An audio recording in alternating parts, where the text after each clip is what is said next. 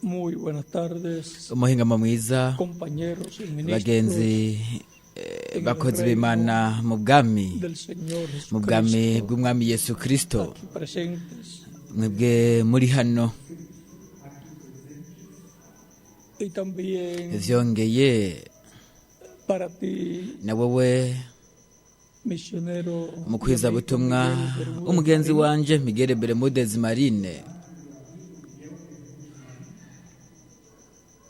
y todos los ministros que vyongeye están n'abakozi b'Imana reunidos bose bakoranye nawe allá en Acapulco, hariya muri Acapulco en donde aho está el ministro hari abakozi b'Imana Eloy Liberato. hari umukozi w'Imana Eloy Que Liberato. Dios les bendiga Ese Imana yobahezagira y reciban un kandi saludo mwakire de todo corazón indamukanyo de mi parte. zivuye ku mutima wanje Y también kandi vyongeye pregunto a todos los ministros ndabaza abakozi b'Imana bose hano cuántos le envían saludos a Miguel y todos los ministros. ati mworungikira indamukanyo Miguel Bermúdez n'abakozi b'Imana hariya inshuro zingahe?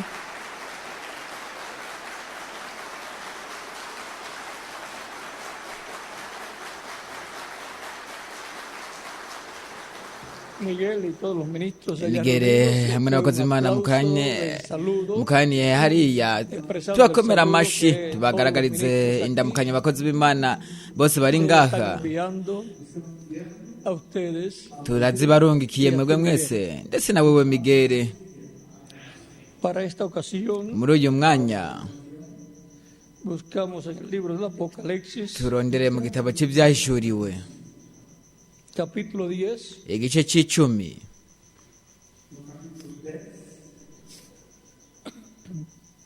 verso 1 en adelante. umurongo Dice: wa mbere ukabandanya haravuga hati vi descender del cielo a otro ángel fuerte, mbona mumarayika wundi envuelto en una w'inkomezi amanuka ava mu ijuru yambaye igicu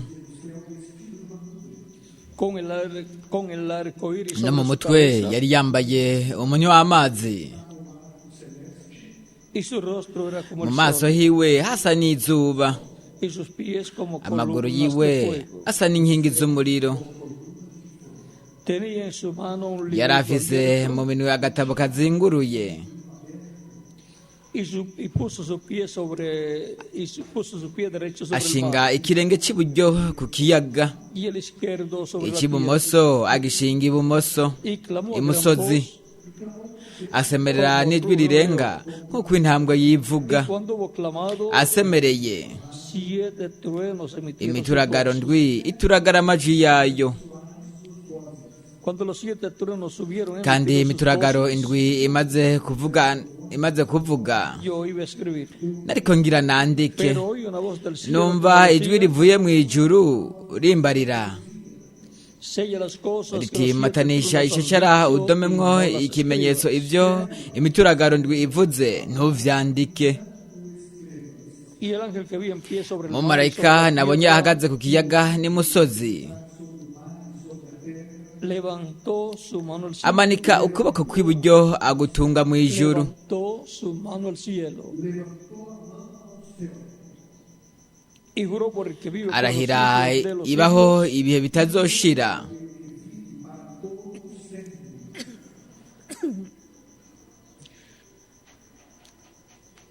que creó el cielo y las cosas que están yaremye en él, ijuru n'ibirimwo y la tierra y las cosas que están en n'isi ella, n'ibirimwo y el mar y las cosas que están en él, n'ikiyaga n'ibirimwo que el tiempo no ati sería más, ntibigitevye sino que los días de la ariko mu voz del misi séptimo y'ijwi ángel, ry'umumarayika w'indwi cuando él comienza a tocar azobagira la trompeta, avuze inzamba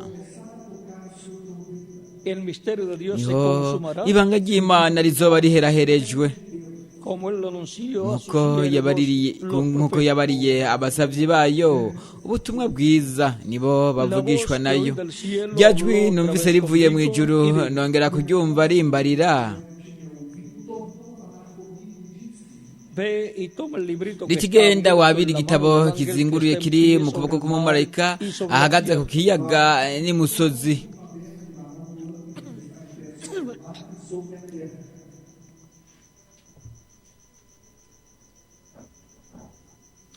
Y fui al ángel diciéndole que njyaho uwo me diese el mumarayika librito. ari namubwira kumpa ku gatabo, Y él me dijo, arambarira toma y come, ate nda ugatsonsomere, y te amargará el vientre, karakururira mu nda pero tu boca será dulce ariko mu como la kanwa miel. karagusosera nk'ubuki.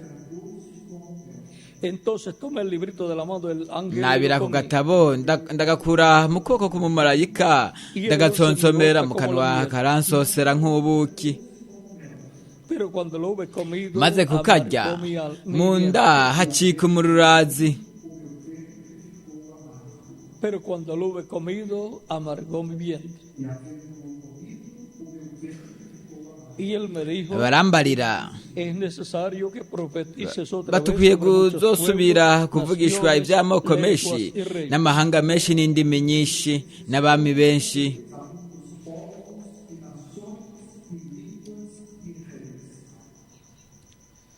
Que Dios bendiga nuestras almas ese con imana su yohezagira palabra ubugingo bwacu ibuhezagije ijambo ryayo y nos permite entender ikatwemerera kurisobanukirwa kuritahura.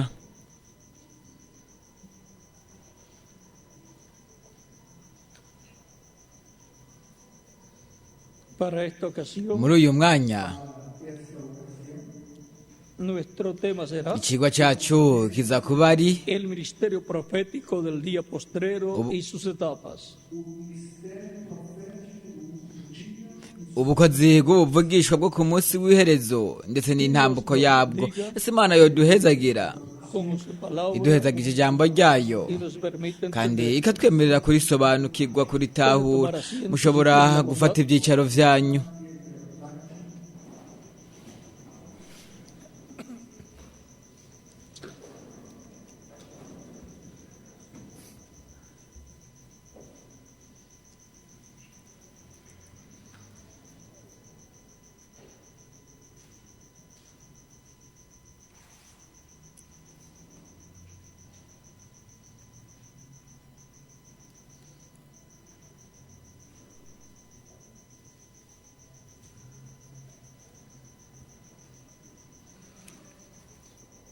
Vamos a conocer acerca de este ángel, tugiye kumenya ibijyanye n'uwo mumarayika el cual clama como cuando ari un we león yivuga ruge, nk'uko intare yivuga. y 7 truenos ubwo gutyo en sus imituragaro ikumvikanisha amajwi yayo. ituragaro ndwi.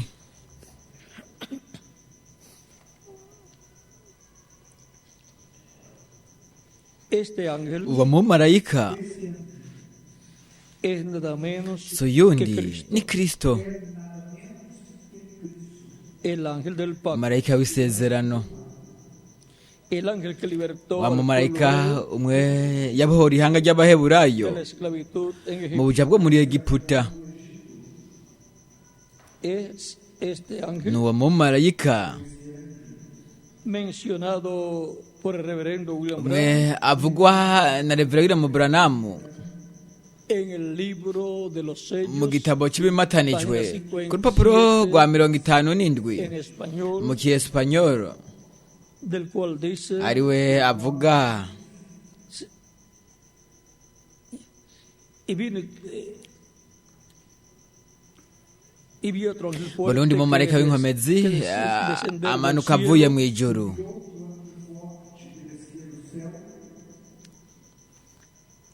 él dice que esto avuga es para el yuko fin, ni ku iherezo.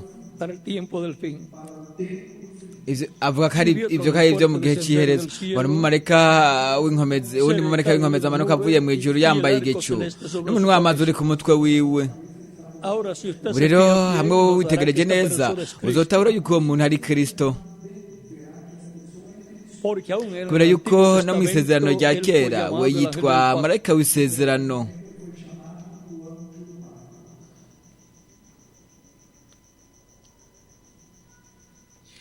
Y él ahora viene directamente kandi a los ubu rero judíos, we porque la iglesia aje rimwe na ha rimwe ku llegado a su bayahudi kuko ishengero ryamaze kugera ku iherezo ryaryo. fin. O sea, ni va a ukuvuga tener ngo we un mensaje azoba afise ubutumwa para los judíos. ubutumwa bugenewe abayahudi. Vamos a ver Reka aquí. turabe hano.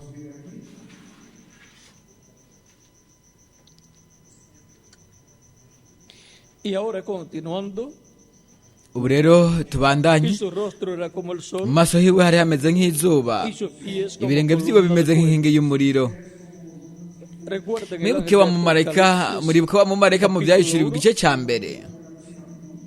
este es el mismo. N'uwo nyene Un ángel es un umumarayika ni mensajero, intumwa, y él es un kandi mensajero a we ni Israel. intumwa ya Isirayeli. ¿Ve usted? Mwebwe murabibona, La iglesia está a punto ishengero de ser riri hafi raptada. cane ku kuzamugwa. Él viene por su We iglesia. azi ishengero ryiwe.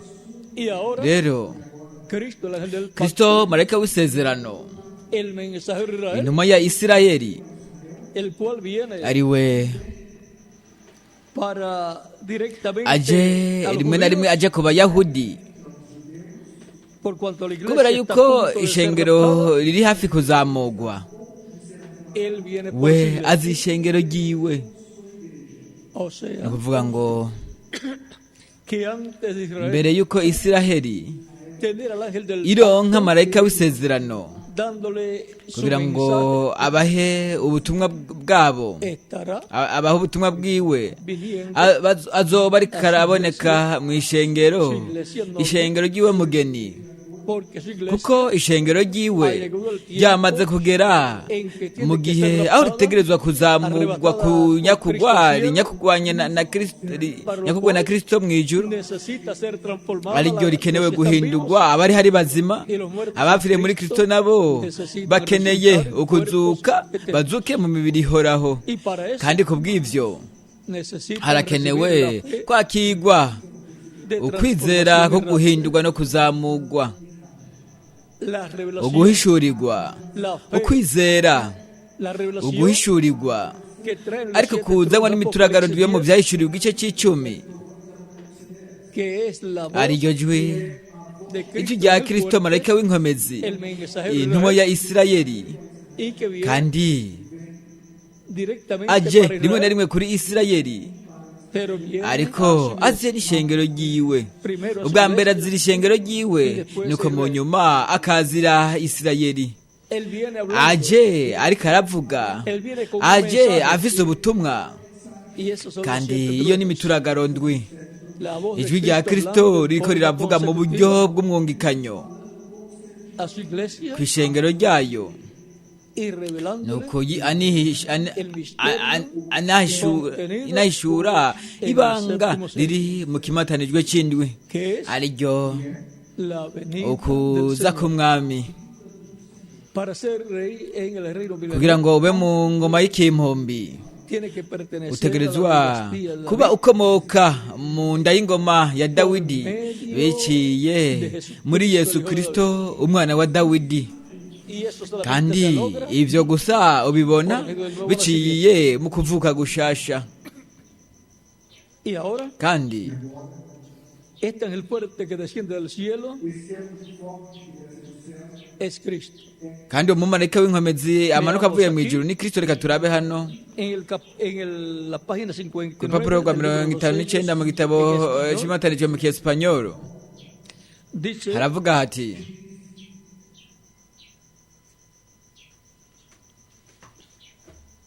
cuando los sellos sean abiertos y igihe el bimatanijwe misterio bizoba sea vyuguruwe, revelado, ibanga rizohishurwa.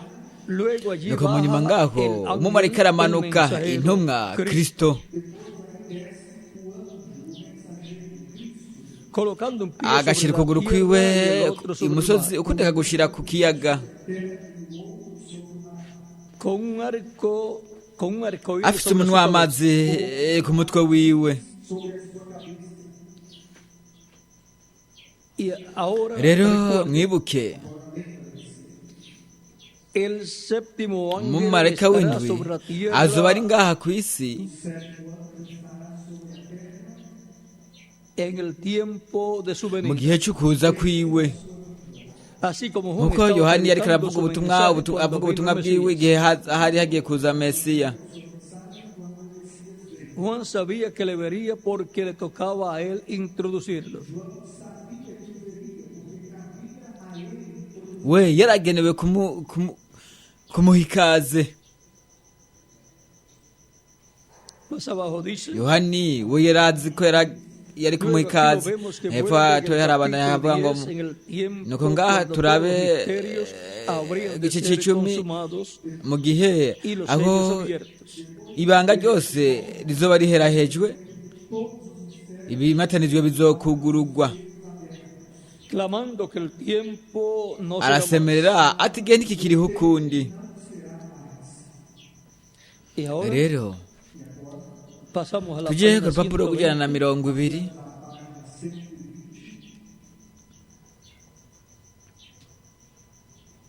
y a la ndetse no ku 121. rupapuro rw'ijana na 21 mu gitabo cy'ibimatanijwe haravuga hati Ahora ubu rero nosotros twebwe vivimos la misma turabona cosa. ibintu nk'ibyo nyene. Está citando ariko avuga Apocalipsis mu byahishuriwe igice c'icumi, y sabemos que kandi Cristo tuzi yuko siempre es el mensajero kristo de la buri iglesia. gihe ni intumwa y'ishengero. Y ahora el ubu mensajero rero de intumwa la- ya isirayeli que es el ariwe ángel del marayika pacto, w'isezerano que es Cristo, ni kristo, ariwe ari kristo umwe yabohora ihanga ry'abaheburayo mu bujya bwo muri egiputa, niwe vyongeye el ni mensajero ni a la intumwa iglesia. vyongeye y'ishengero. Eso es Cristo kandi uwo ni kristo en Espíritu muri Santo. mpwemu yera En vez de hagati su mu iglesia, ishengero el ryiwe. mismo que estuvo wa wundi en el nyene pueblo de yaba Israel, hagati mu ihanga ry'abaheburayo muri mpwemu yera. el ni mismo ukuvuga que ngo tuvo wa su wundi cuerpo yagira edificado umubiri we wa kimarayika en medio del pueblo hagati mu hebreo, ihanga ry'abaheburayo, ha estado en su ari iglesia. yakomeje kuba ari mu ishengero ryiwe, kandi yaravuze ngo nzoba kumwe namwe iminsi yose kugeza ku muhero w'isi. Ese es el- kandi uwo ni marayika w'isezerano, él es llamado yitwa columna de inkingi fuego. y'umuriro, El ángel del marayika pacto, w'isezerano, y así por el ndetse estilo. n'ibindi n'ibindi. En la ku página rupapuro 121 rw'ijana na 21 dice, haravuga hati desde muri mismo kino libro gitabo de nyene los cy'ibimatanijwe,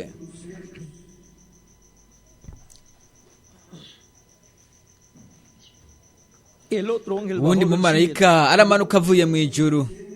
Apocalipsis ibyahishuriwe 10, igice Apocalipsis 10, cy'icumi verso umurongo 1. wa mbere. Entonces gutyo sabemos que este turazi no yuko fue- entonces sabemos que este no turazi fue yuko el uwo porque atabayewe él vino del kuko cielo. we yarakomotse mu ijuru. o sea, ni ukuvuga este ngo no uwo es el si séptimo umumarayika ángel de la w'indwi séptima w'igihe edad. c'indwi.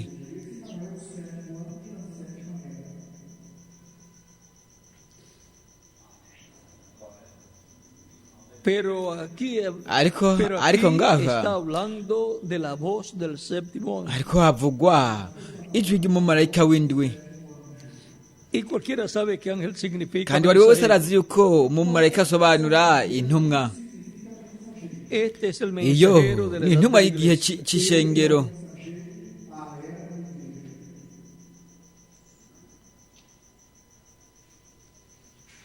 Y ahora, rero este ángel viene con el uwo librito mumarayika abierto aje en su afise agatabo kazinguruye mu kuboko kwiwe.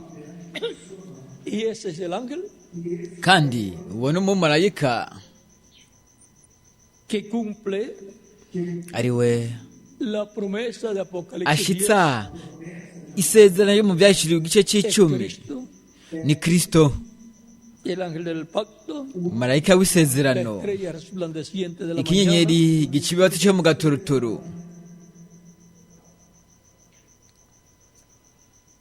es el ángel uwo ni umumarayika que cumple umwe ashitsa la venida del Señor, ukuza k'umwami, su primera venida, mu kuza kwiwe kwa mbere encarnándose yambaye en el umubiri velo de carne mu llamado gitwikizo cy'umubiri cyitwa Yesu La Kristo. promesa de Malaquías, Isezerano ryo capítulo muri 3 Maraki dice, igice cya gatatu haravuga hati he aquí yo envío mi mensajero delante umve ngire ntume integuza yanje, el cual Umve ngira ntume preparará el camino. Vamos a leerlo. reka tuhasome.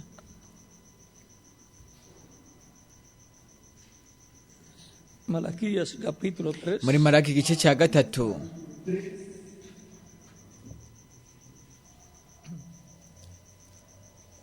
He aquí yo envío mi mensajero. Umve ngira ntume el cual integuza preparará el yanje camino delante de mí. indoraniriza inzira imbere yanje. El que envía el mensajero urungika intumwa es Dios ni por Imana medio de su ángel, biciye el mu ángel marayika del wayo, marayika w'isezerano. pacto. O sea, por medio de Cristo, Ni ukuvuga ngo biciye muri que Kristo, está en su cuerpo angelical en aquel tiempo, ari we mubiri wa kimarayika, ari we arimwo umubiri wa para que le kimarayika, prepare el camino. kugira ngo gutyo Y vendrá súbitamente a su templo anduraniriza el inzira Señor. imbere yanje, kandi umwami murondera azoshika giturumbuka mu rusengero rwiwe, ari we ntumwa y'isezerano munezererwa.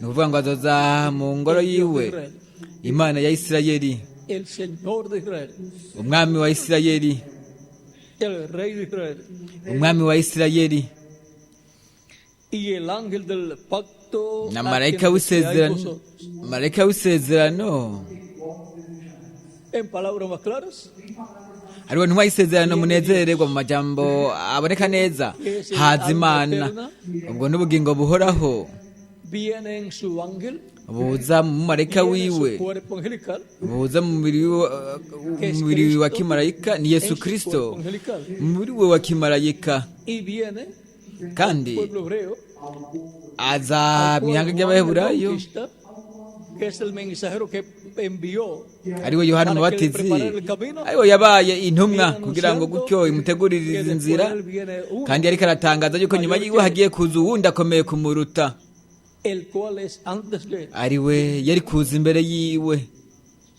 Y ahora cuando lo ve, Rero igihe yamubona dice, "He aquí el Cordero de Dios yaravuze, que quita el umwagazi pecado del w'intama w'Imana akura ibyaha by'abari mu isi."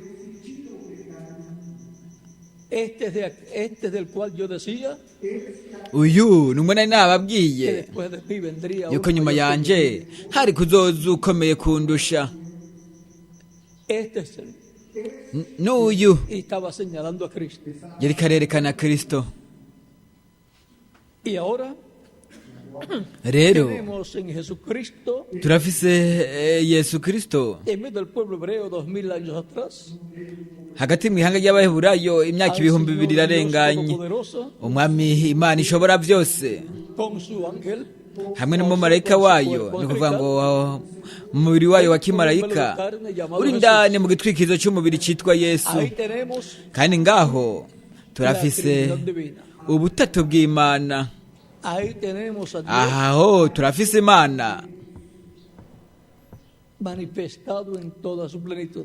rigaragaye mu mwuzuro wose.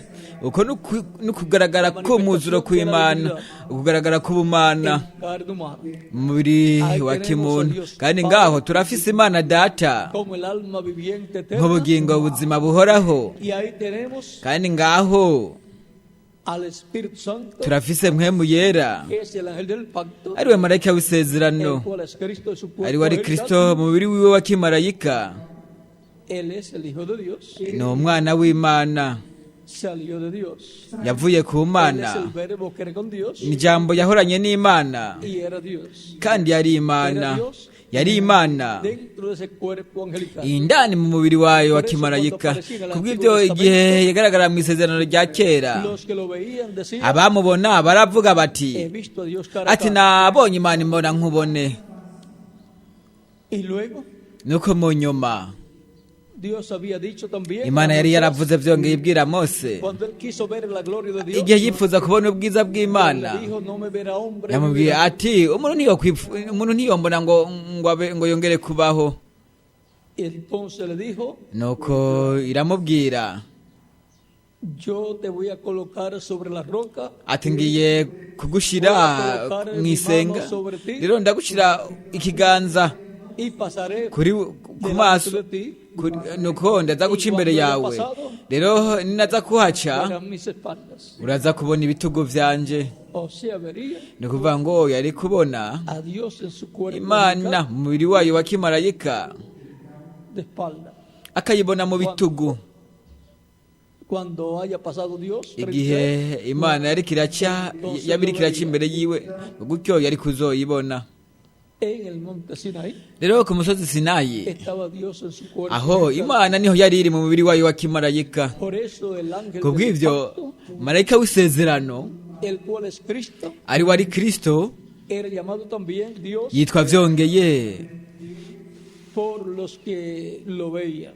imana yiswe imana kubamubonye kuko baravuga ngo twabonye imana imbona nkubonye nk'igihe yabonwa na yakobo Se agarró del ángel y no lo igihe soltó, yagombera umumarayika aramugombera aranka kumurekura kugeza la amuhezagiye bendición de la umugisha w'umumarayika imana biciye muri uwo mumarayika es que bendice a su pueblo. niho ihezagira ihanga ryayo Y el ángel ndetse n'umuntu ku giti ciwe. rero marayika w'isezerano ni su kristo cuerpo angelical. muri wiwe wa kimarayika Y él es la imagen, kandi n'ishusho y'imana nzima.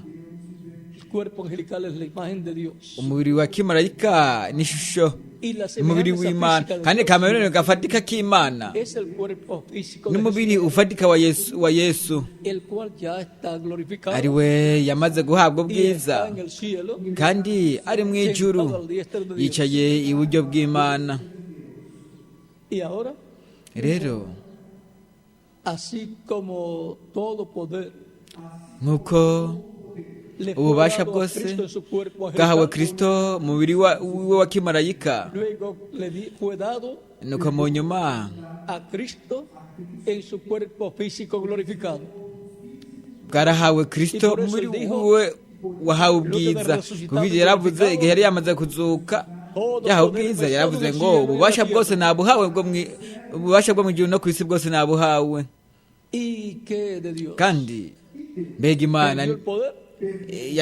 yasigaye imeze gute? yatakaje ububasha aho yanamba kuko imana yari kandi iri kandi izokwama iri mu buryo budashira muri kristo, kandi biciye muri kristo Es que logró, está obrando niho y ikora obrará eternamente. niko yakoze kandi iriko irakora kandi nikizokwama ikora mu bihe bidashira.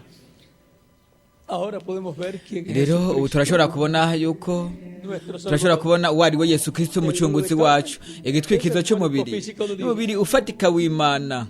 El cuerpo angelical umubiri wa kimarayika es el cuerpo ni teofánico de umubiri Dios, wa teofaniya w'imana cyangwa umubiri wa kimarayika llamado w'imana ángel del pacto. yitwa marayika w'isezerano. Por eso Dios, ku bw'ivyo imana alma, ni ubugingo, espíritu impwemu y cuerpo. hamwe n'umubiri, Pero lo más grande ariko igikomeye cyane es Dios, el ni Padre, imana data. de cual Cristo dijo, el Padre ibyo kristo yavuze ngo data arakomeye kundusha. así como en nk'uko usted, muri wewe lo que es mayor igikomeye cyane es el alma que n'ubugingo usted posee. wowe ufise, Eso es lo que es usted. nico ari cyo wewe nyene. Y por lo tanto usted puede decir, ubwo ivyo wowe urashobora kuvuga mi alma y yo, ubugingo bwanje una cosa somos. na jewe turi ikintu kimwe, Porque el cuerpo físico kubera yuko umubiri ufatika es la casa terrena, n'inzu yo ngaha ku isi, aho wowe nk'ubugingo buzima ubu uri kuraba, así como Dios nk'uko imana estaba nayo habitando en aquel yari cuerpo kiba de carne muri uriya mubiri w'inyama llamado Jesús. witwa yesu.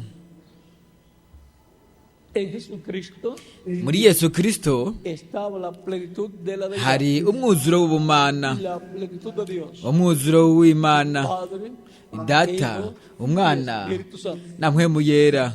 Así como en usted nk'uko muri wewe y en mí no muri jewe está hari la Trinidad humana, ubutatu bwa kimuntu, que es Padre, arivyo ari data ubugingo, Hijo umwana y Espíritu. ndetse na mpwemu. Cuerpo umubiri ufatika, cuerpo espiritual o umubiri wo mu buryo bwo mu mpwemu wa kimarayika, y alma, ubugingo que somos. arico turico. Y ahora rero podemos ver el porqué turashobora kubona impamvu somos a imagen turi y semejanza de ishusho na kameremere k'imana porque Dios kuko es imana Padre, ni data Hijo umwana y Espíritu Santo. na mpwemu yera Como Padre, nka data alma eterna viviente. n'ubugingo buzima buhoraho Como Hijo nk'umwana y como Espíritu Santo ndetse nka mpwemu yera es cuerpo angélica umubiri wa kimarayika y cuerpo físico. umubiri el cual ya ufatika está glorificado. ari wo wamaze guhabwa ubwiza Ahí está la imagen y ngaho hari ishusho na kameremere cuerpo angelical, umubiri wa kimarayika ishusho cuerpo físico, umubiri la ufatika semejanza física. kameremere gafatika Así es con el ser humano ni también. niko bimeze no ku kiremwa muntu Y vyongeye ahora rero vamos a dar un vistazo más reka turabe ikindi para ver kintu este ángel. kugira ngo gutyo tubone uwo mumarayika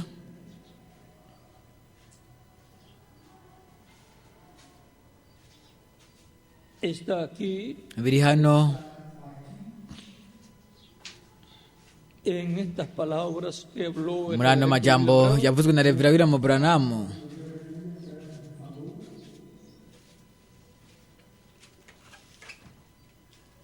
En el mensaje mu butumwa principio y fin de la dispensación gentil. itanguriro n'iherezo ry'ikiringo c'ubuntu c'abanyamahanga haravuga ku rupapuro rwa 14 urupapuro rwa 62 n'urupapuro rwa 63. Pero tú, Daniel, sella las palabras y sella el libro hasta el tiempo. nuko rero wowe daniyeli gumiza ayo majambo muri ntibate umatanishisheshera igitabo cavyo ndemeka ikimenyetso gushitsa igihe c'iherezo niho benshi y se multiplicará niho benshi bazoserangura muri ico kandi ubwenge buzogwira Y yo, Daniel, miré maze jewe daniyeli y nditegereza aquí otros dos que mbona estaban abandi babiri uno a esta bahagaze parte, el uno a esta parte de la orilla del río umwe ku y el nkombe otro a otra parte yo hakuno de la orilla del río. y'uruzi uwundi ku yo hakurya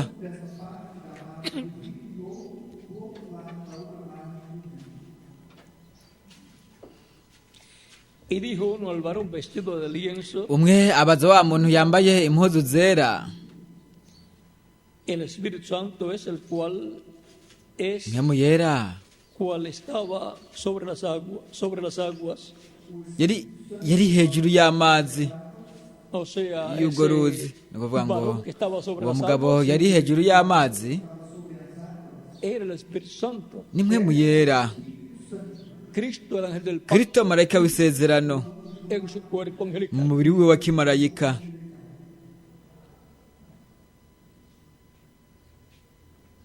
Y dijo uno el varón vestido de lienzo, el Espíritu Santo umwe abaza wa estaba muntu sobre yambaye las impuzu aguas, zera yari hejuru y'amazi y'urwo ruzi gente y multitudes. Aquellas aguas representan ayo mazi significan ashushanya a gente, a ashushanya multitudes. abantu isinzi ry'abantu El Espíritu Santo sobre mpwemu la gente. yera iri mu bantu Recuerde que mwibuke aguas representan amazi ashushanya naciones y lenguas. amahanga indimi nyinshi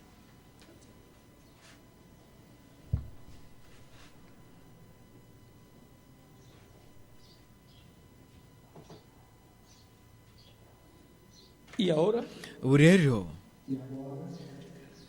podemos ver un poquito más turashobora kuraba ikindi kintu este personaje de Apocalipsis. uwo muntu wo mu capítulo byahishuriwe igice c'icumi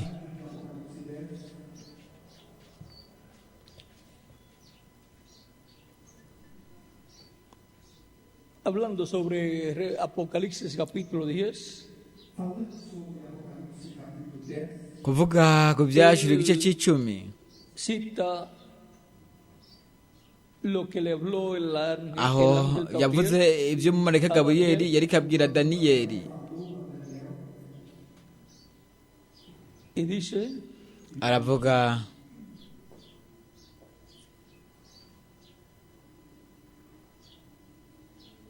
como cada sello roto en la palabra de Dios revela al hombre, ijambo ry'imana rirahishurira umuntu como cada Nuko sello roto buri kimatanijwe kimenwa ijambo ry'imana rirahishurirwa umuntu La edad en que mu estamos gihe viviendo, icyo tuba turi ko turabamwo el espíritu de la edad, mwemu y'igihe la iglesia, ishengero el espíritu de la edad, mwemu y'igihe mwemu y'igihe la iglesia de la edad, ishengero ry'igihe Revelación 10, ibyaciro igice cy'icumi en el final ku iherezo hallamos que cuando el último sello fue roto, igihe kimatanijwe cya nyuma hallamos al ángel kimenwa parado con un pie sobre la tierra y el otro sobre el mar. aho turamufise umumarayika ukuguru kwiwe kumwe kuri imusozi ukundi kuri ku kiyaga Con sus manos levantadas al cielo amaboko yiwe ayakirije ku ijuru y un arco iris alrededor umunwa w'amazi de su uri ku mutwe wiwe jurando por arahira el que vive para siempre, arahira yibaho ibihe bidashira que el tiempo se acabó yuko en el igihe último sello. kirangiranye n'ikimatanijwe cya nyuma igihe kirarangira La redención se acabó. ubucunguzi burarangira Ahora él rero es el león. we Pues, n'intare n'umucamanza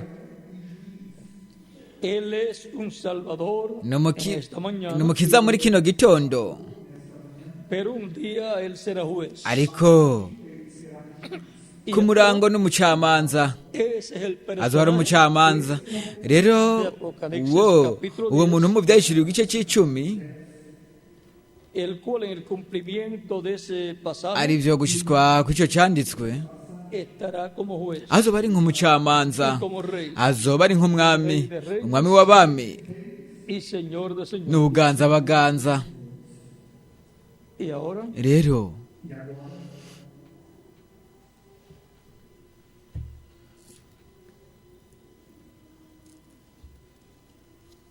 ese ángel uwo mumarayika es el que toma niwe en el capítulo 5 el librito afata sellado mu con gice 7 cya sellos, gatanu igitabo kimatanishije udushesharandwi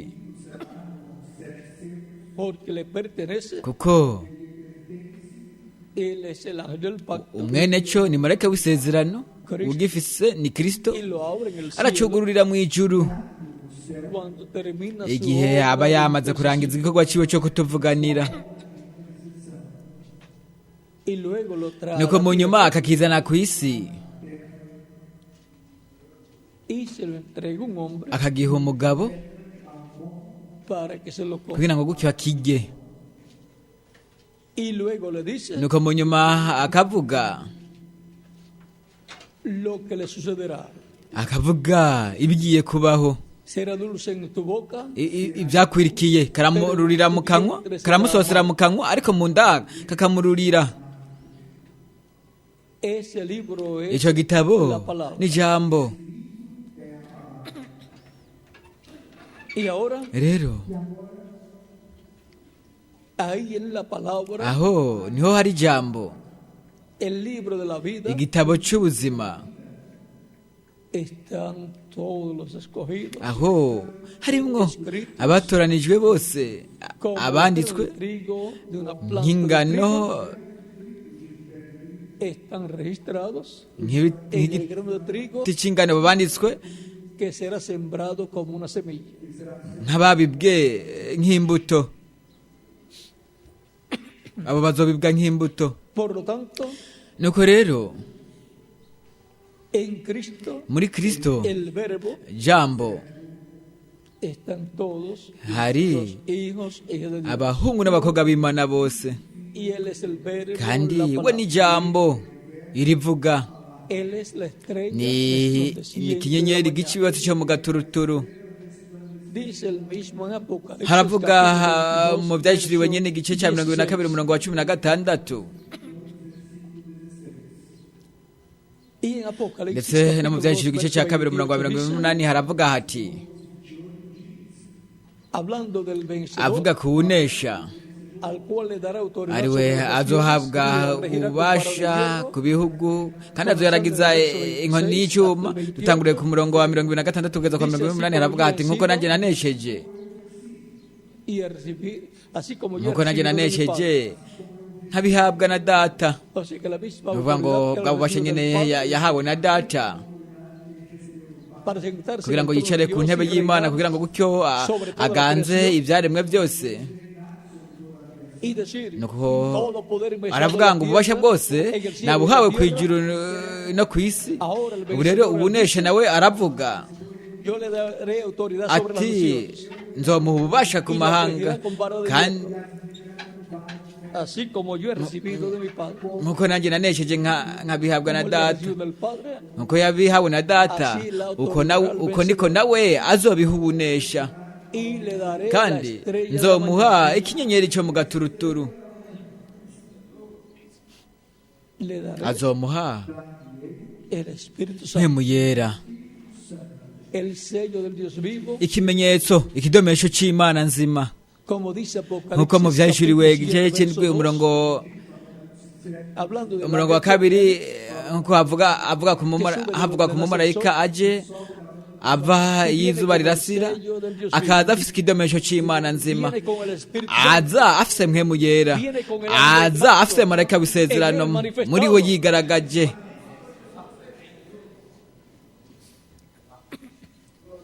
y siendo Cristo el ángel del pacto, kandi kuba Kristo marayika w'isezerano, el primogénito imfura y también el kandi unigénito, byongeye n'ikinege, es el heredero. rero n'umuragwa, umuragwa w'ibyaremwe byose. Y por cuanto la kandi bendición de kubera la yuko primogenitura umugisha w'ubufura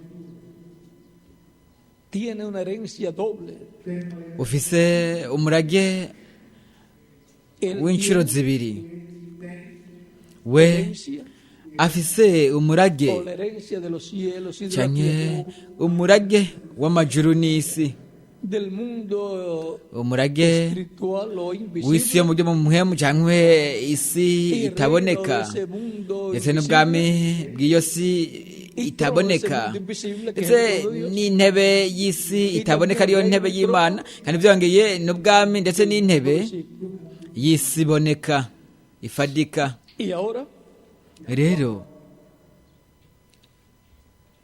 él ha prometido we yarasezeranye manifestarse en el tiempo final. kwigaragaza, iyo yarasezeranye kwigaragaza mu gihe cy'iherezo. Aravuga yuko ati nzomuha ikinyenyeri cyo mu gaturuturu, ni ukuvuga ngo Que el vencedor recibirá ubunesha azoronka la estrella de la mañana, inyenyeri yo mu que es gaturuturu, Cristo, uwo ari el Kristo Espíritu Santo, mpemu yera viniendo y aje manifestándose en yigaragaje el día postrero. ku munsi w'iherezo.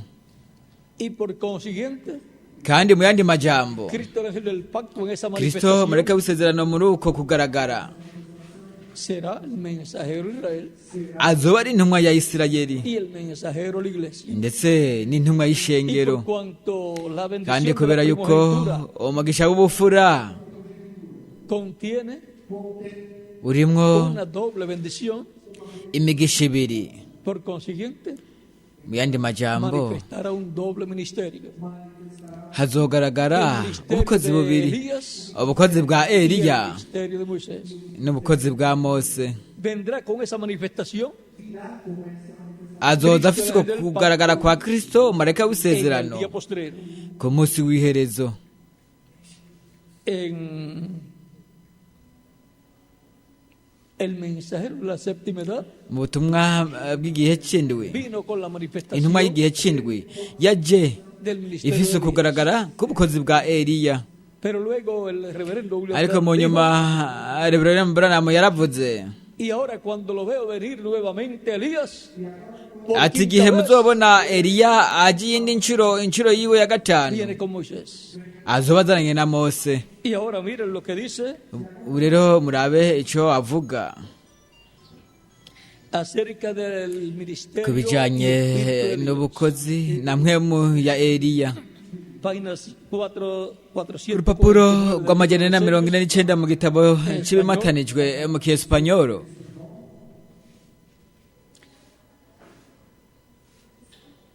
y hay solo una persona kandi quien hariho podría dar cumplimiento a gusa esa umuntu promesa. ashobora gushitsa iryo sezerano. Y el único espíritu que ha estado mpemu sobre la imwe nyene tierra que imwe yo yahoze sepa, ngaha ku isi iyo jewe nzi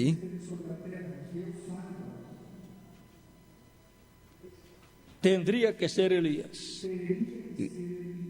itegerezwa Como kuzoba ari fue eliya en su tiempo. nk'uko vyabaye mu gihe ciwe Y así fue predicho que sería, porque su espíritu fue kandi nada menos niko que el yavuze espíritu de Cristo. kuko mpemu ntiyari yindi ni mpemu ya kristo Y ahora aquí, ubu rero ngaha el espíritu de Elías mpemu ya eliya es el espíritu de Cristo, ni mpemu ya kristo el Espíritu Santo. mpemu yera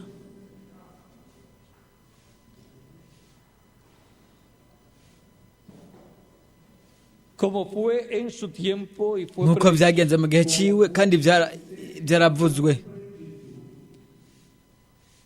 Cuando Cristo vino, igihe kristo yaza Él fue la plenitud, we yari fue umwuzuro el Dios de los profetas. yari imana y'abavugishwa Y ahora rero ya estamos aprendiendo algo. turiko turatahura ikintu El espíritu de Elías operando mpemu ya en el eliya reverendo William Branham, iriko irakorera muri reverera mu Por cuarta buranamu ocasión.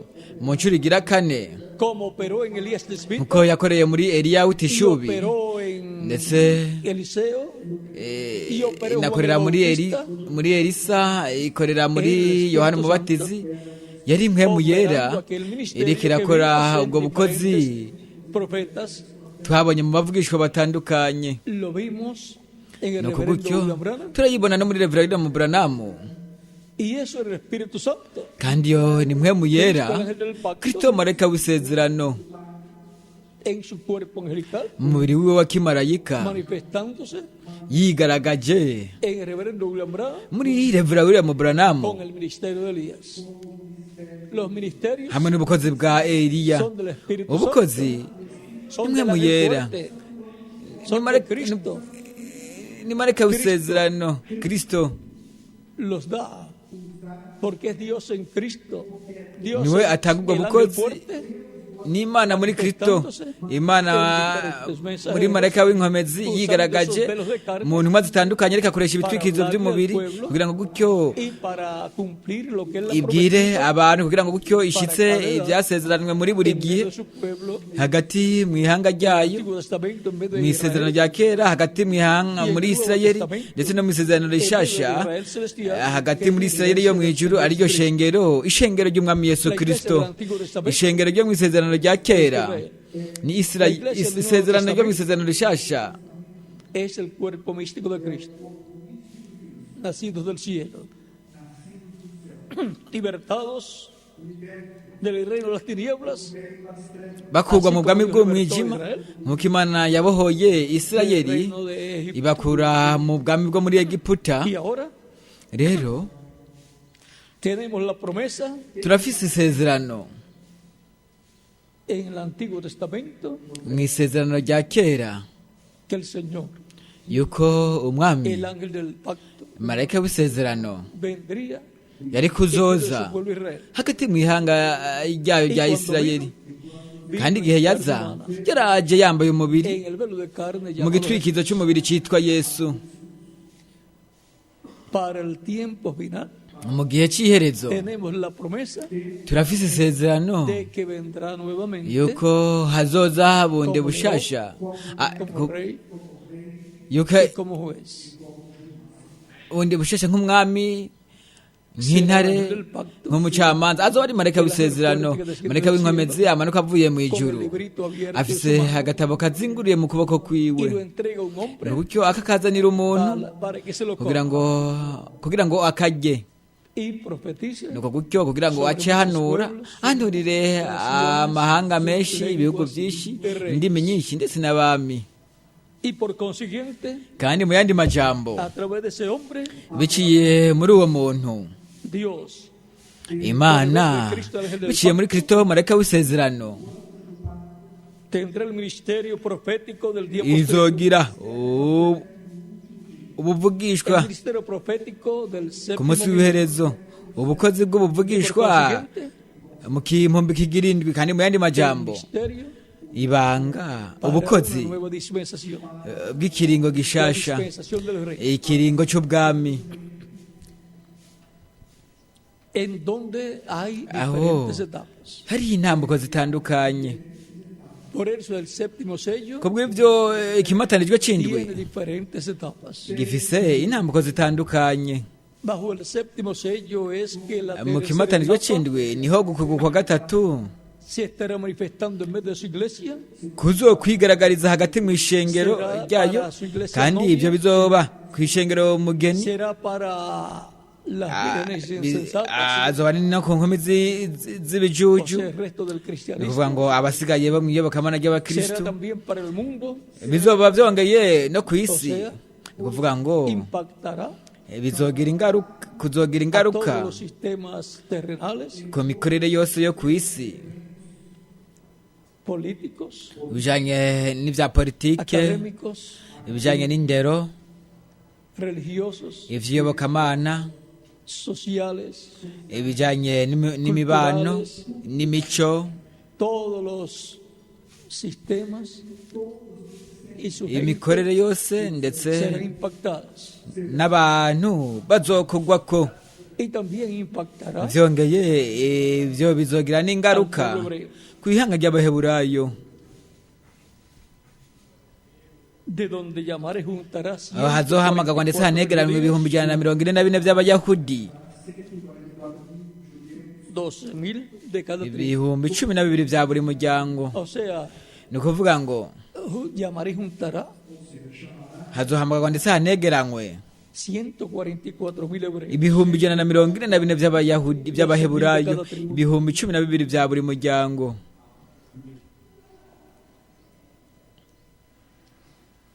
Y ahora veamos Rero turabe lo que dice el reverendo icyo William Branham avuga Reverend William Branham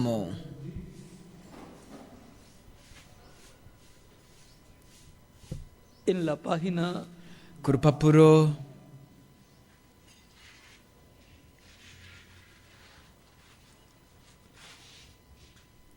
128 del libro de rw'ijana na citas, 28 mu gitabo cy'imirongo, párrafo 11:43. paragarafu ya 11:43. Debajo de la séptima trompeta es Inzamba para y'indwi Israel lo mismo que el ni kuri séptimo Isirayeli sello fue na para la cyari iglesia. cyo kibatanijwe cy'indwi ku ishengero. Lo que es para Israel Icyari cyo kuri es Isirayeli lo mismo que fue ni para bya la bindi iglesia. nyene n'icyari nacyo ku ishengero. ¿Por qué?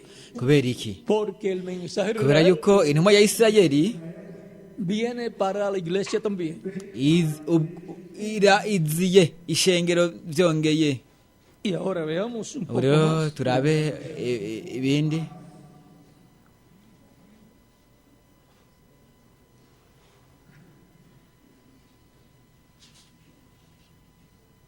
Hallamos debajo del séptimo sello Turi mu kimatanijwe cy'indwi que cuando estas almas estaban debajo del altar, turafise ikimatanijwe cy'indwi aho ubugingo las buri cuales munsi y'igicaniro recibieron túnicas, aribo barose amakanzu,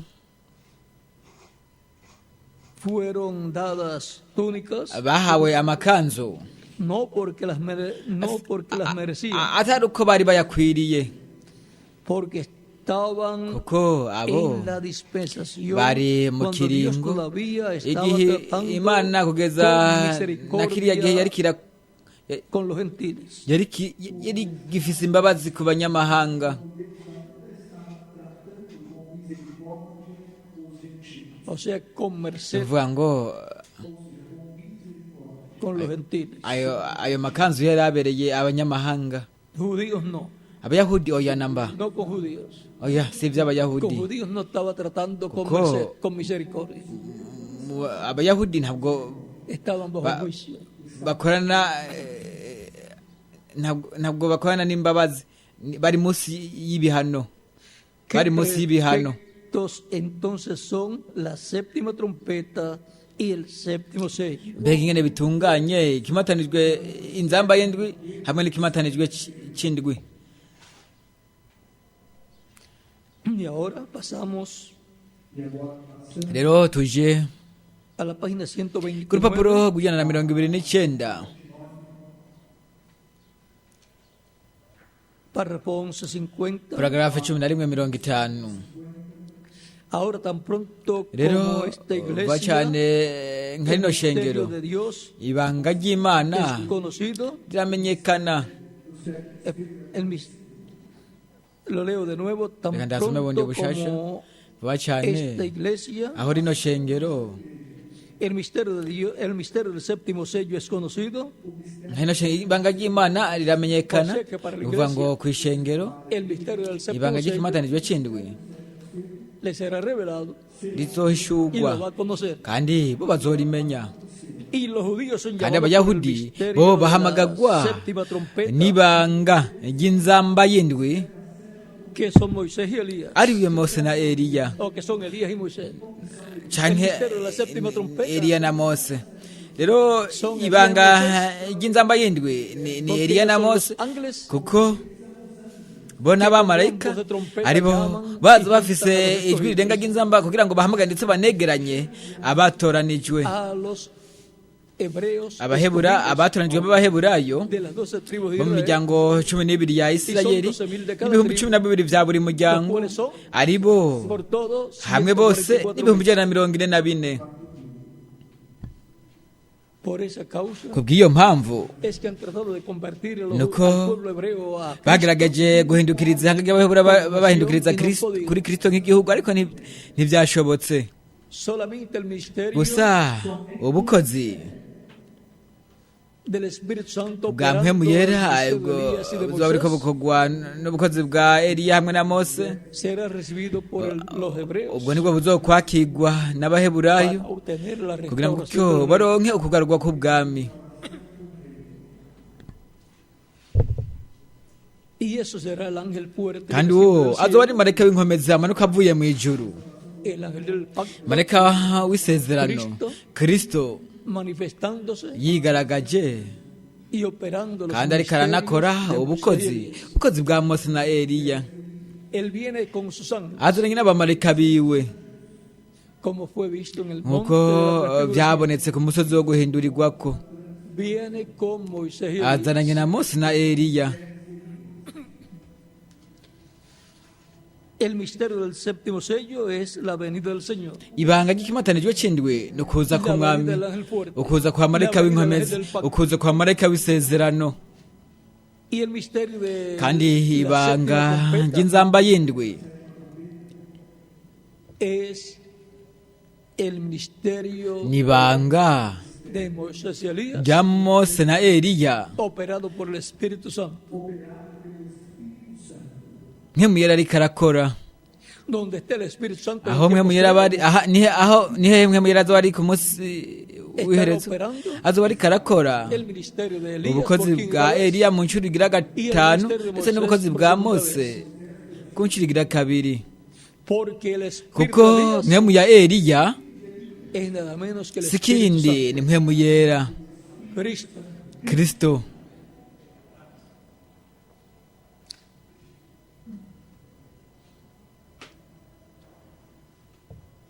Y ahora pasamos a la página ubu rero 130, tujya ku rupapuro rw'ijana na 30, párrafo 11, paragarafu ya 64 del libro de citas. 11:64 mu gitabo cy'imirongo Dice, haravuga hati recuerde que los que están mwibuke vivos abari y hari queden bazima, abazoba basigaye ari bazima no impedirán a los namba que ntibazokwitangira imbere y'abapfuye, porque la trompeta kuko de Dios, inzamba y'Imana, esa última trompeta, iyo nzamba ya nyuma la secta acaba de iya tocar, gatandatu yararangije kuvuga, y esa última kandi iyo trompeta, nzamba como ya el último nyuma sello, nk'ikimatanijwe cy'indwi será la venida del Señor. azoba ari ukuza k'umwami, Tocará izovuga abapfiriye muri Kristo bazozuka ubwa mbere. y ahora rero la séptima trompeta como el séptimo sello inzamba y'indwi y'icyo kimwe n'ikimatanijwe cy'indwi ni ukuza k'umwami, ukuza kwa marayika w'inkomezi, ukuza kwa Kristo marayika w'isezerano.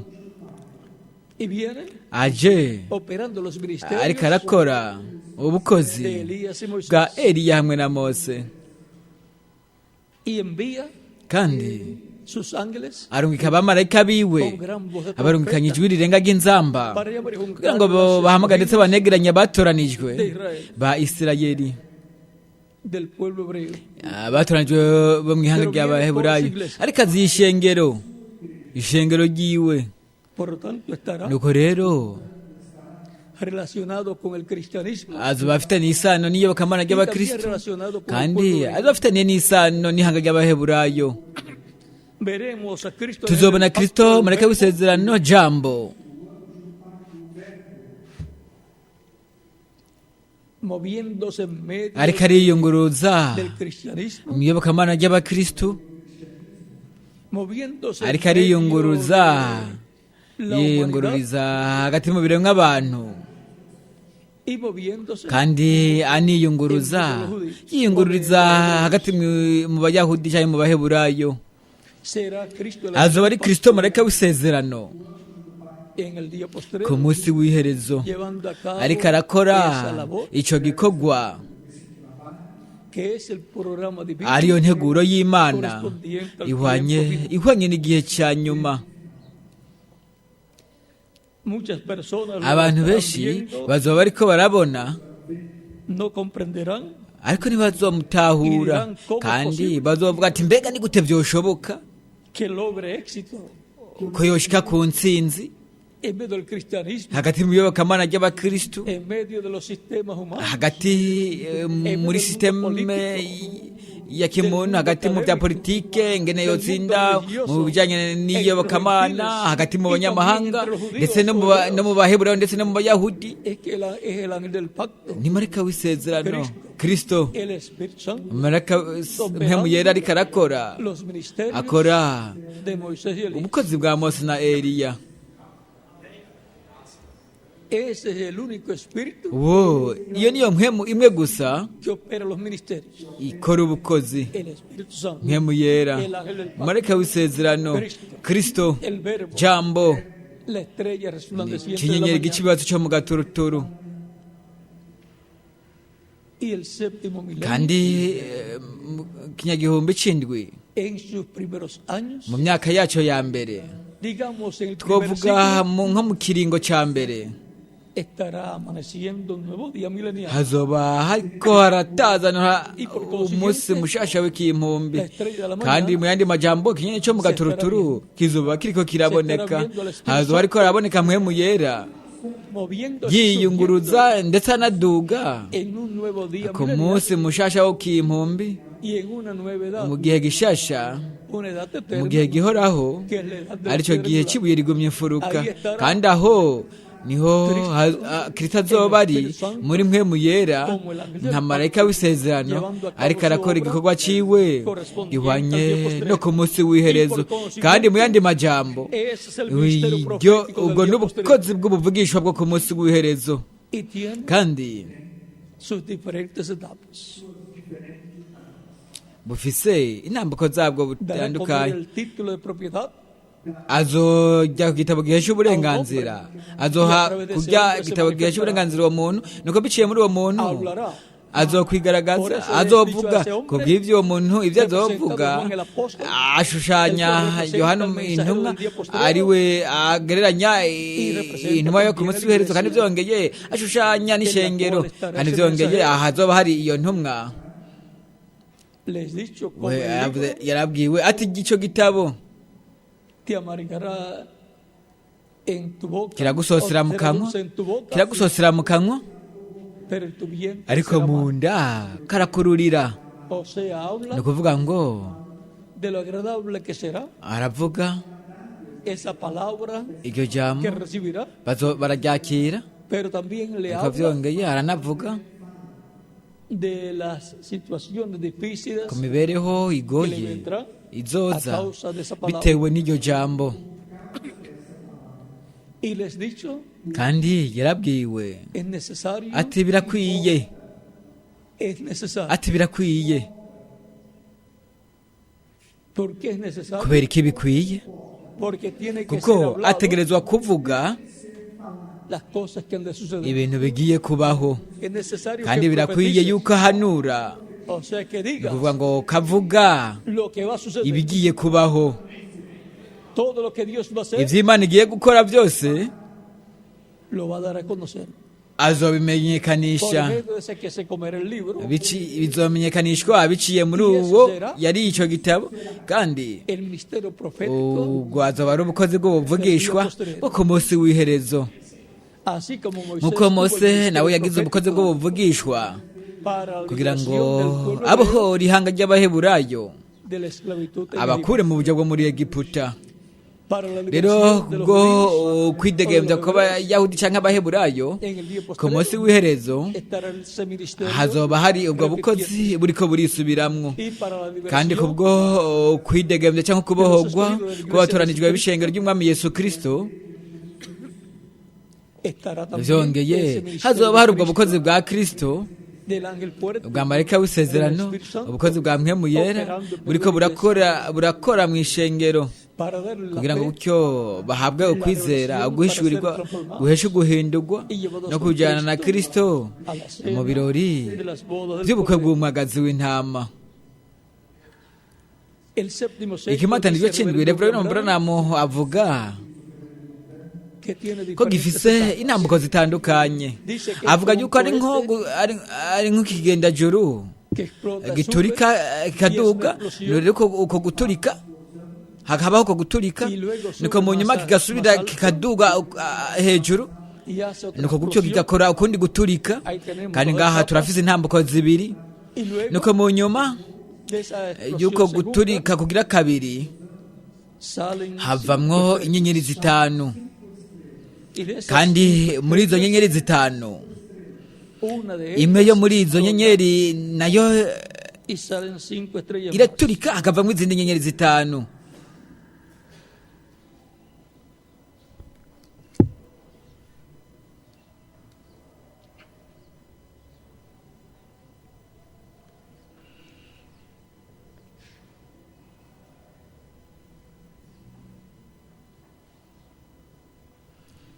O sea, Ni aquí ukuvuga ngo tenemos ngaha turafise tres grupos de 5 imigwi itatu estrellas. y'inyenyeri zitanu. Cuando salen las 5 Igihe inyenyeri ivamwo inyenyeri zitanu, una de ellas explota, imwe yo muri izo nayo iraturika, y de ahí salen kandi ngaho 5 hakavamwo estrellas. izindi nyenyeri zitanu nyene vyongeye, Y luego kandi de esas nyuma 5 muri izo estrellas nyenyeri zitanu nazo que surgieron, arizo ziba zaduze, ziba zavuyemo haravamwo izindi nyenyeri zitanu nyene, y luego nuko mu nyuma desaparece todo zikazimangana zose en forma mu gradual. buryo bugenda bukurikira Así es el mu buryo séptimo sello, buke buke, dice uko niki kimatanijwe c'indwi kimeze, niko Reverend Branham 5 yavuze. grupos de 5 Imigwi estrellas, itanu y'inyenyeri imigwi pero el itanu cohete y'inyenyeri zitanu, explotó 2 imigwi veces. itatu y'inyenyeri zitanu, Primero bajito, ubwa mbere abari hafi, nuko nyuma y de las hejuru, 5 estrellas kandi que y'izindi nyenyeri produjo zitanu en su segunda explosión, ziva muri uko guturika kugira kabiri, es que una de ellas nuko imwe yo muri izo nyenyeri nayo iraturika y produjo 5 ikavamwo izindi estrellas más. nyenyeri zitanu, Y una kandi estrella inyenyeri imwe wo muri izo zitanu ziba zagaragaye explota nayo igaturika y surgen hakavamwo 5 izindi estrellas nyenyeri zitanu vyongeye. más. Por todas 15 Rero estrellas. muri zose ni inyenyeri 15. Así es el séptimo sello. Uko niki kimatanije kindi kimeze, O sea, ni kuvuga ngo ahí tenemos las etapas. aka turafise intambuko, El séptimo sello subiendo ikimatanije kindi kiraduga como un cohete, nk'ikigenda juru, haciendo 2 ku explosiones buryo kigaturika hakaba y guturika, después nuko mu nyuma 3 grupos de 5 estrellas. imigwi itatu y'inyenyeri zitanu.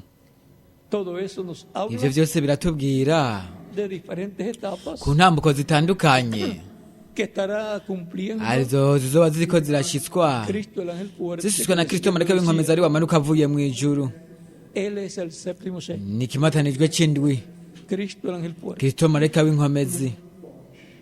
Y es un misterio grande Iryo ni ibanga rikomeye cyane, la promesa isezerano de la venida de Cristo en el fuerte y'ukuza kwa kristo marayika w'inkomezi para el día postrero, ku munsi w'iherezo para manifestarse kugira ngo gutyo y cumplir todas esas etapas yigaragaze ashyitse izo del ntambuko programa. zo mu mugambi wiwe. ubu rero Cuando le aparecieron al reverendo William Branham, igihe William Branham yabona abamarayika ndwi y el reverendo William Branham Revera William Branham vienen a ser 8. we nawe yaje kuba 8.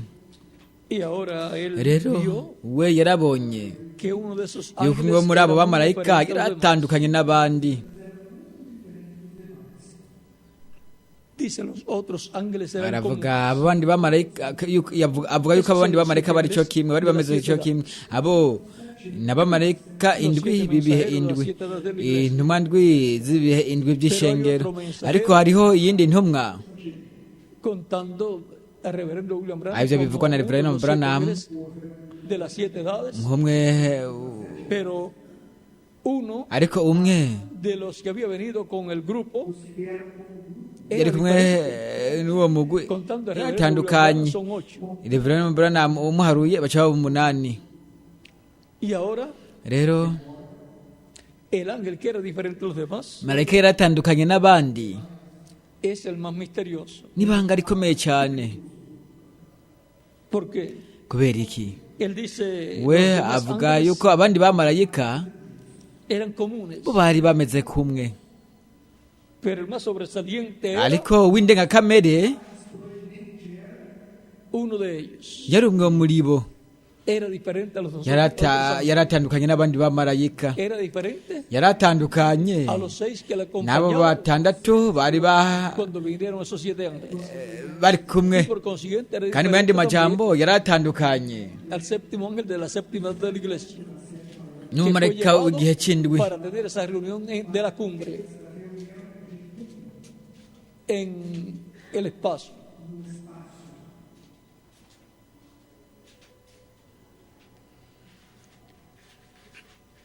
Dice en la página 469, haravuga ku rupapuro rw'669.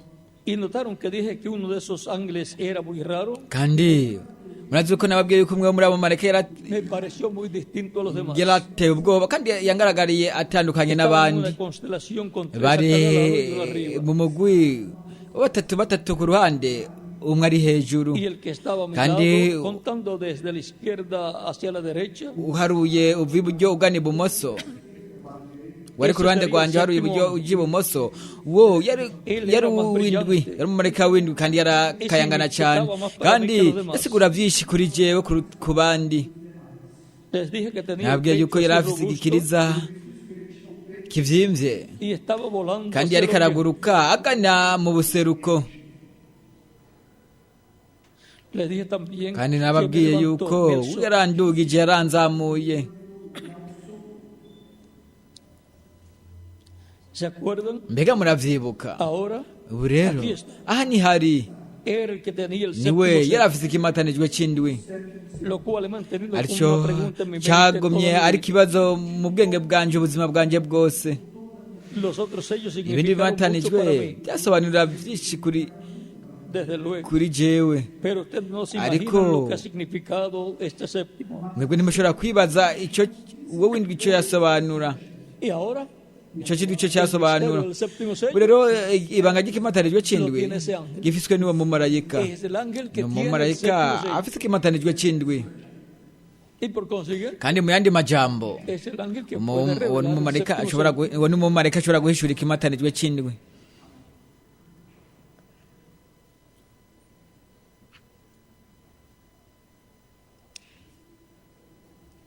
Dice que será revelado el séptimo avuga sello yuko azohishura ikimatanijwe c'indwi en cierto tiempo. mu gihe cya nyacu, igihe kigeze.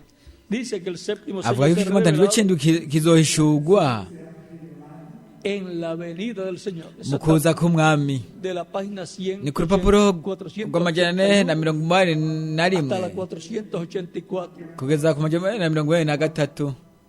Y él dice, ese es el aravuga misterio ati azoba ari ibanga Ese es el misterio del kandi séptimo iryo ni sello. ibanga ry'ikimatanijwe c'indwi. Aquí Ngaha esas páginas ya no kuri las runo tengo rupapuro aquí de momento a la mano, sindahafise hano mu minwe muri kano kanya, pero si alguno tiene ariko el niba hari libro de los ufise sellos, igitabo c'ibimatanijwe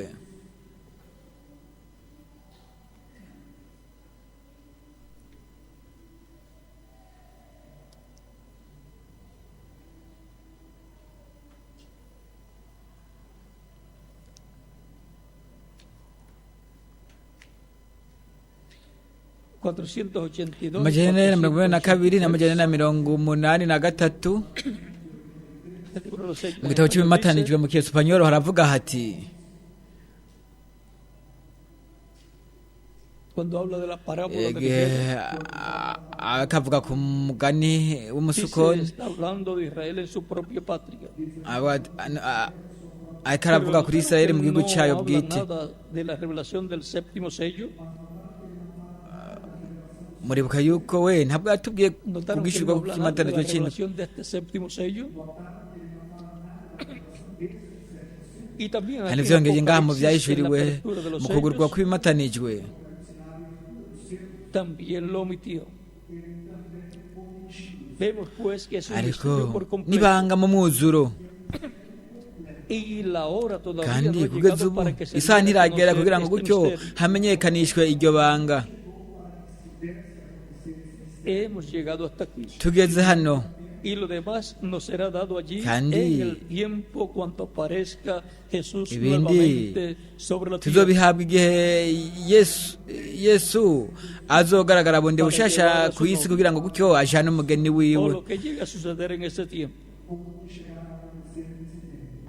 O sea, ni kuvuga ngo lo demás del misterio del séptimo sello ayandi mabanga y'ikimatanijwe c'indwi atatazura reverero Abrahamu será dado azotangwa por ese ángel que tiene el n'umumarayika séptimo sello afise ikimatanijwe c'indwi cuando esté igihe manifestado en la tierra azogaragarira de su ngaha ku iglesia. isi hagati mu ishengero ryiwe, Él dará a conocer aho azobamenyekanisha iryo banga en la mu venida kuza k'uwo mumarayika w'inkomezi, ariko kuza de Cristo, ukuza kwa el ángel Kristo del marayika w'isezerano manifestándose yigaragaje ku munsi w'iherezo en medio de su hagati mu iglesia, ishengero ryiwe, y luego nuko en mu medio nyuma del no pueblo. hagati ku ihanga ry'abaheburayo. Recuerden mwibuke ese ángel va yuko volando umumarayika araguruka akaguruka ava iburengerazuba agana mu buseruko, kuko ubutumwa bwiza volverá a los buzongera judíos. gusubira mu bayahudi. Ese es el kandi mensajero. iyo ni intumwa ya Isirayeli, Ese es el ángel que era iyo diferente a los ni demás. intumwa ni umumarayika yaratandukanye n'abandi. Los demás ángeles abandi fueron bamarayika mensajeros zabaye a la iglesia. intumwa z'ishengero, Pero el ángel ariko fuerte umumarayika w'inkomezi es mensajero de ni la intumwa iglesia. y'ishengero, Y es mensajero kandi ni intumwa a Israel. kuri Isirayeli.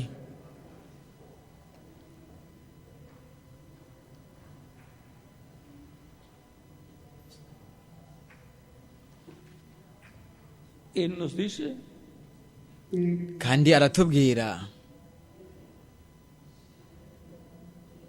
que ese es el misterio kiryo ari ibanga de ese ángel. ry'uwo mumarayika.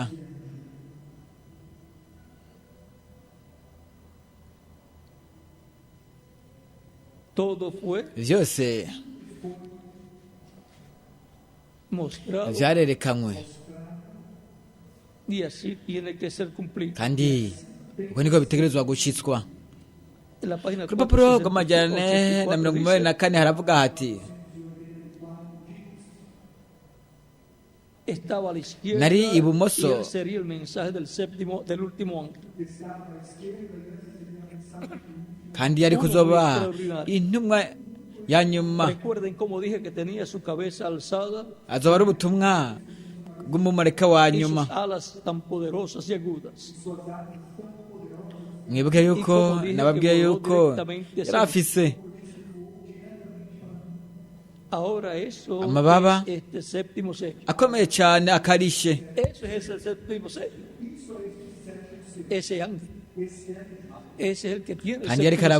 karaguruka es el agana que kuri tiene el ángel jewe del pacto. rero Ese es el que viene icyo ni ikimatanijwe cy'indwi para Israel icyo ni ikimatanijwe cy'indwi n'umumarayika del oeste uwo niwe afise ikimatanijwe cy'indwi niwe de entre los gentiles niwe afise hacia los judíos. marayika w'isezerano niwe aje kuri isirayeli Y hasta ahí yo creo que ava mu Podemos buseruko llegar por mu burengero ajya mu buseruko hagati mu banyamahanga agana mu bayahudi la etapa kugeza ngaho en medio de la amaze iglesia, gutahura del cristianismo, muri kano kanya kandi rero intambuko y las etapas en medio de los intambuko judíos, yo mu ishengero hebreos, iyobokamana ry'abakristo ndetse n'intambuko yo mu bayahudi mu baheburayo las estaremos viendo. tuzoba turiko En cada turabibona ocasión que se abra una etapa, algo estará buri sucediendo. gihe iyo hugurutse intambuko hari ikintu kiba kigiye kuba rero ku kimatanijwe cy'indwi Sube, kiraduga pues entonces nuko la rero obra gutyo igikorwa irá en aumento cada kizogenda día. kiriyongera buri munsi kandi kizogenda mu buryo bugenda burakurikirana burakura No habrá namba explicación, nta siguro uzoba ihari excepto kiretse una. gusa umwe gusa Es el ángel wo del ni pacto. marayika w'isezerano Cristo es kristo Cristo en Espíritu muri mwe Santo, muyera obrando en el día ariko posterior. arakora ku munsi w'iherezo Así como obró nk'uko yakoze en cada muri edad, buri gihe en medio del hagati mu cristianismo, iyobokamana ry'abakristu biciye muri buri mumarayika ntumwa así uko obrará niko también byongeye azokora biciye muri uwo el ajya ako gatabo igitabo gihesha uburenganzira tuzobibona kristo marayika w'isezerano ariko aravuga biciye muri uwo ajya icyo gitabo niko gutyo agahanura ibintu bitegerezwa kubaho vuba y estaremos kandi viendo tuzoba las turiko etapas turabona por izo las ntambuko cuales estará pasando. izo tuzoba turiko turacamwo Y eso será kandi ibyo bizoba azoba ari ubukozi bw'ubuvugishwa ku munsi w'iherezo ndetse n'intambuko yabwo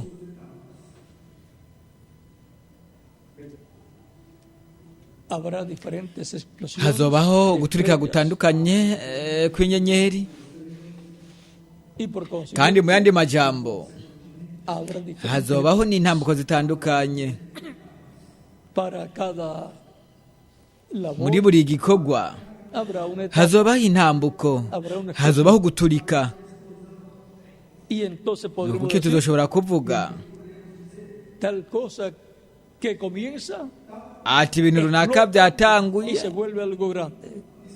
kiraturika Así es el séptimo sello. haca vamwe ibintu bikomakomeye uko niko ikimatariro cy'indwi kiri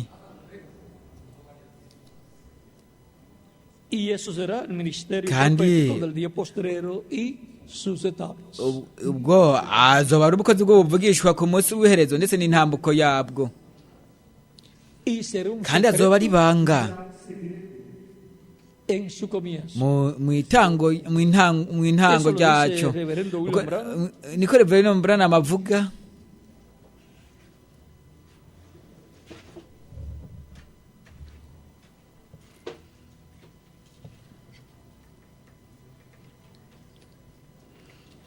Él estuvo precursando we yariko arateguriza todas estas ateguriza cosas. ibyo bintu byose Y por kandi consiguiente mu yandi majambo se da a conocer, se cita lo que él dijo.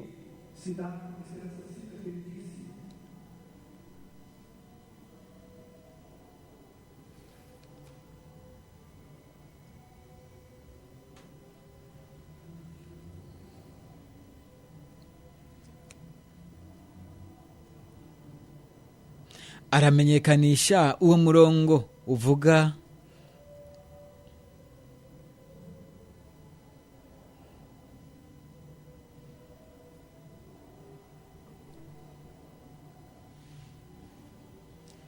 Página 472. ku rupapuro rw'amajana na 72 haravuga hati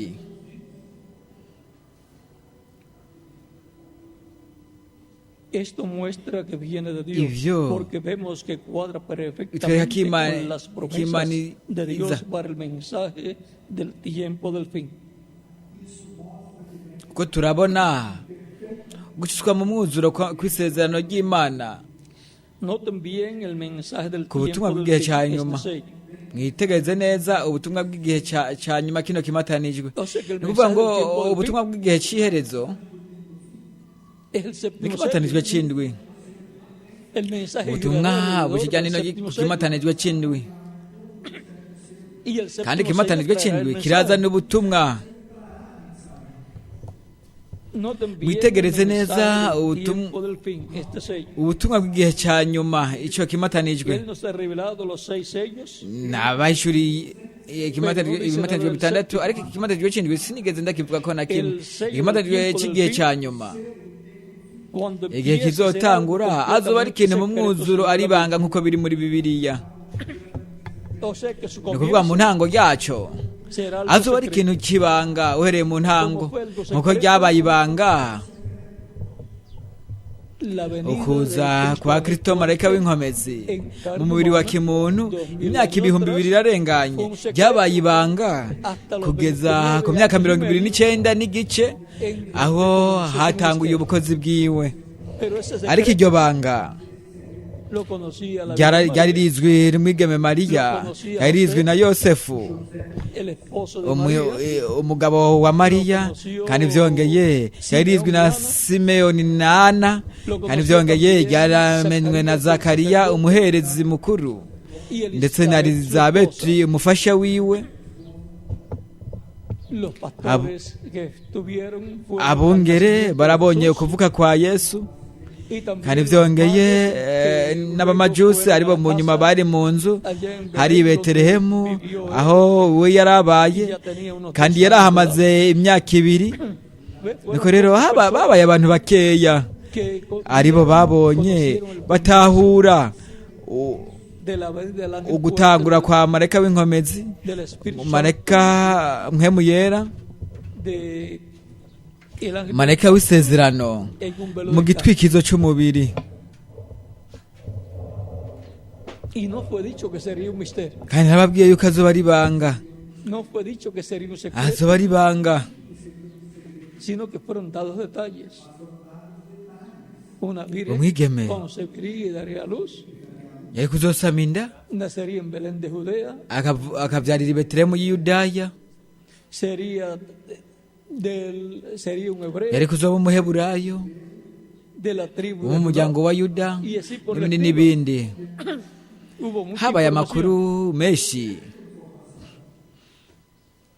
para la venida, ku bijanye no kuza kwa marayika w'isezerano imyaka ibihumbi bibiri irarenganye y aun cuando ya estaba manifestado, nubwo yari yamaze kugaragara era un byakomeje secreto, kuba ari un ibanga misterio, el cual era que ariryo ryamenywe cuando Dios se le igihe revelaba a Imana las personas, yarihishurira abantu. Pedro dijo, Petero yaravuze cuando Jesús igihe Yesu preguntó, yamubaza "¿Quién ati dicen los mbega abantu hombres que bavuga es el yuko Hijo umwana del w'umuntu hombre?" ari inde ndinde Pedro dijo, Petero yaravuze diferente a los demás. yavuze ibitandukanye n'iby'abandi. Abandi baravuga Unos dicen que tú eres Elías bamwe bavuga yuko uri Eliya o Jeremías cyangwa o alguno de los Yeremiya profetas. cyangwa umwe mu bavugishwa.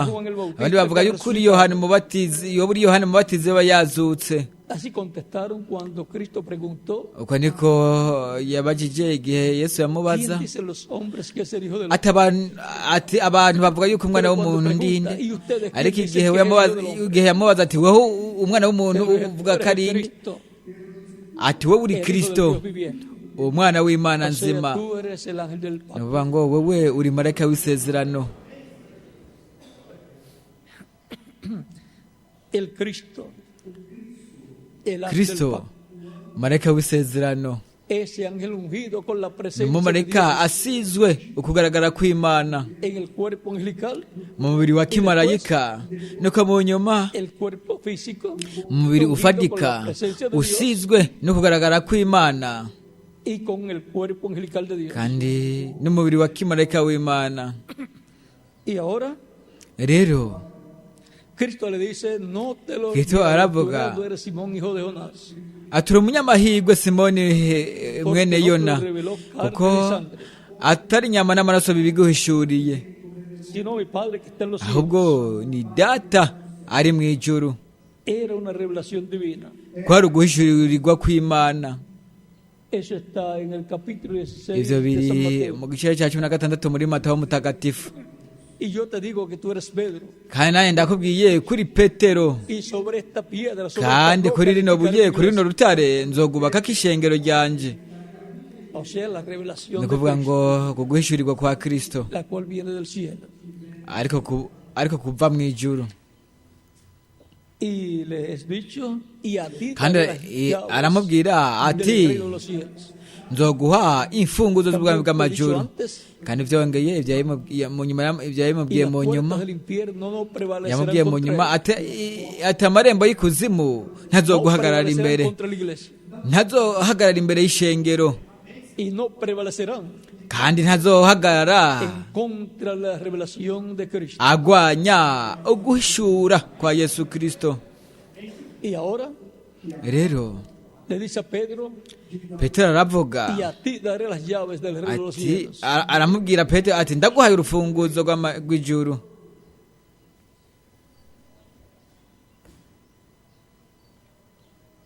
Y todo lo que atares en la tierra será atado en los cielos. Y todo lo que desatares en la tierra será desatado en el cielo.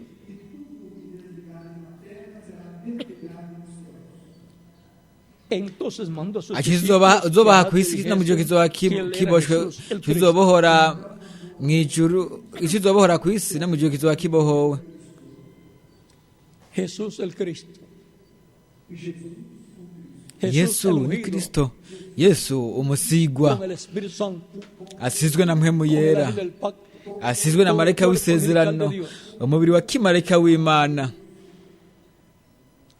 era una revelación No guhishurirwa para Pedro y los discípulos de Jesucristo. kwa Petero Era la n'abandi revelación de la bigishwa, primera venida de Cristo. kwari uguhishurirwa kukuza kwa mbere kwa Kristo, uguhishurirwa kwa marayika w'isezerano, umubiri wa kimuntu, uguhishurirwa kw'ikimatanijwe c'indwi kuzoba Para la iglesia del Señor ari Jesucristo, kw'ishengero ry'umwami que Yesu será Kristo, transformada y llevada con ariryo Cristo a la rizohindwa cena, rijyanye na la boda. Kristo mu birori by'ubukwe bw'umwagazi w'intama.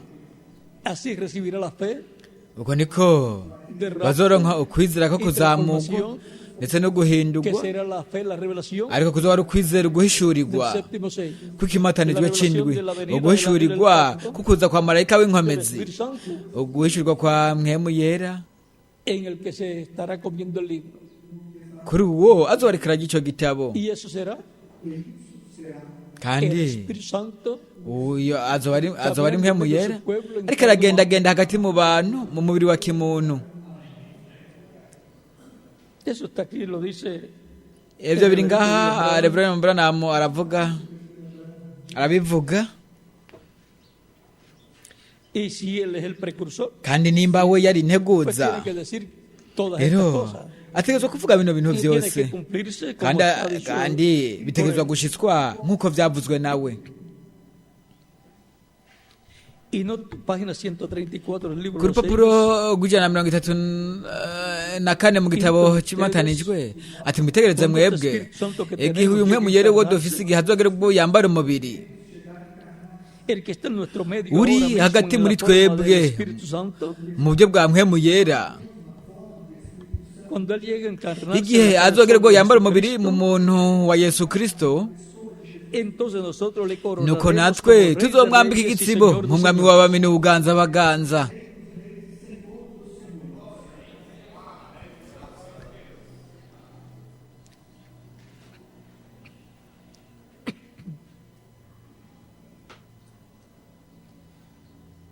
Y aquí en la página Kandi 146 ngaha ku rupapuro rw'ijana na mirongo nos dice que ine viene con una espada que sale de su boca. avuga yuko aje O sea, la afise inkota palabra que sale iva mu de su kanwa boca. kiwe ni ukuvuga ngo ijambo riva mu kanwa kiwe. Porque la palabra es como espada. urupapuro rw'ijana na mirongo ine na gatandatu, kuko inkota nk'inkota y'ubugi bubiri. Y dice, Aravuga y al mismo tiempo que el diablo muri cae icyo del gihe nyine cielo y bwose se encarna kibi como hombre, amanuka avuye mu ijuru akambara umubiri mu muntu. o sea, se encarnará en ni el ukuvuga ngo anticristo. aza kwambara umubiri muri En el hombre antikristo, de pecado. umugabo w'icyaha, umuntu w'icyaha. Haravuga ati muri icyo gihe nyine, Al mismo tiempo que el diablo muri icyo cae gihe del nyine cielo y bwose se kibi encarna como akoroka hombre, avuye mu ijuru akambara umubiri mu muntu. el Espíritu Santo sube Muhemu y yera quiere nawe encarnar en un hombre. araduga akaza yambaye umubiri mu mugabo, mu muntu. Y entonces tendremos nuko rero tuzogira lo mismo que estuvo 2000 años atrás. nk'ibyo nyine byabaye imyaka 2000 irarenganye. El espíritu de Judas muhemu encarnado ya en el yuda anticristo yambaye umubiri muri antikristo, y el espíritu de Cristo ndetse na muhemu ya kristo ikambara umubiri en un hombre. mu muntu.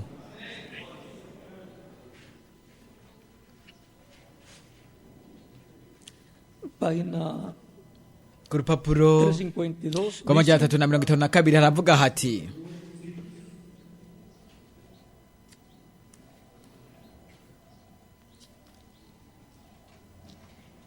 y sucede que al tiempo cuando el anticristo venga en kandi ibyo su bizoba plenitud, ubwo antikristo aza mu mwuzuro wiwe wose, Dios también vendrá en su plenitud imana para nayo redimir. izoza mu mwuzuro wayo wose kugira ngo iducungure.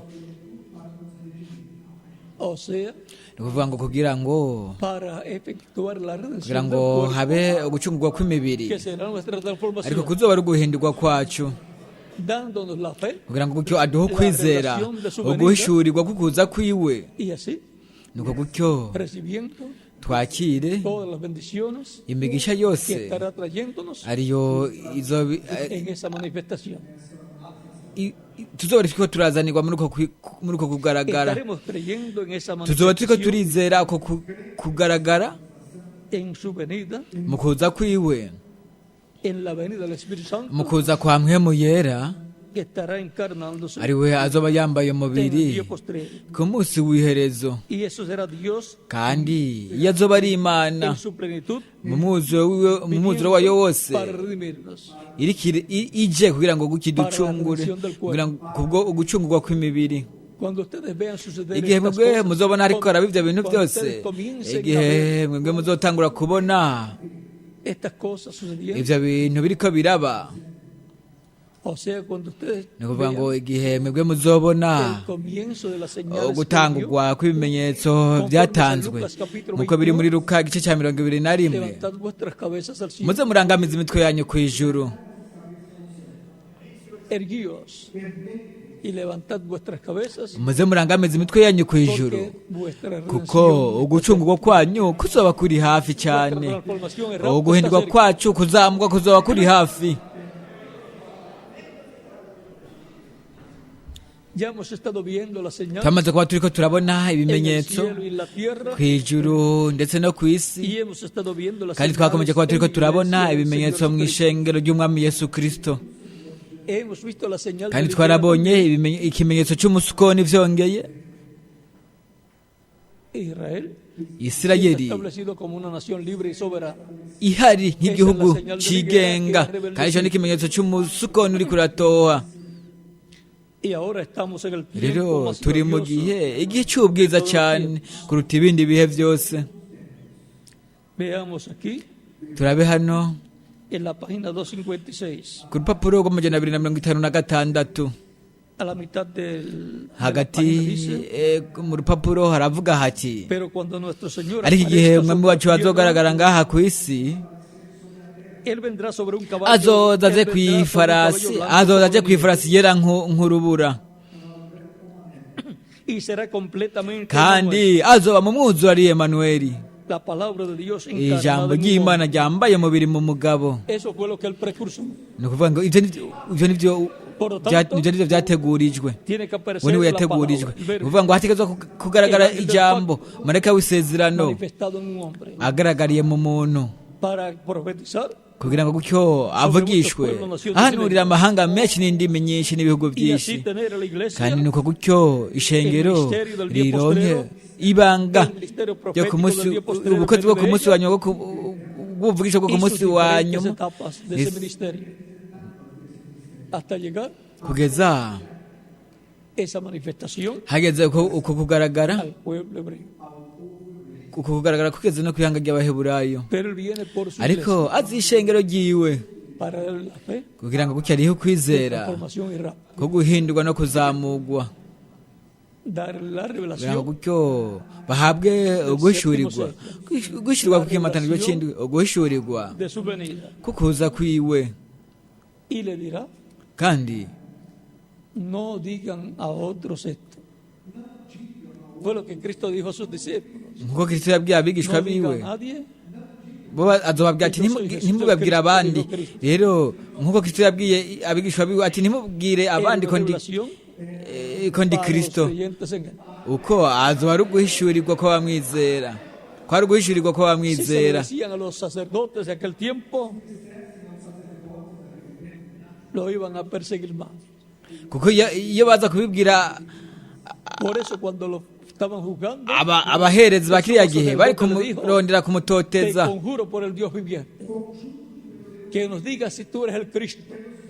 igihe ariko araciga urubanza, umuherezi mukuru yaramubwiye ati ndakurahiye Imana nzima, tubwire kuri umwana kuri Kristo umwana w'Imana nzima. Yesu arababwira ati narababwiye uhereye kera, ariko ntimwanyizeye, ariko uhereye ubu muzobona umwana w'umuntu yicaye iburyo bw'Imana. Umuhereze mukuru aca yitantamurirako impuzu,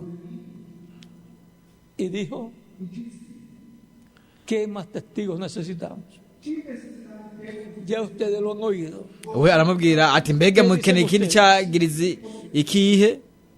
Mwe mwamaze kubyiyumvira, mbega mwe muvuga gute? Umuherezi mukuru aravuga ati ararogose. Inama nkuru y'ikombe iravuga inama nkuru y'ikombe iravuga atabereye gupfa. Ariko Imana ishimwe yuko Kristo yapfuye ku musaraba w'i Karavariyo kugira ngo gutyo aducunguze amaraso yiwe y'igiciro. Byose byari mu nteguro y'Imana.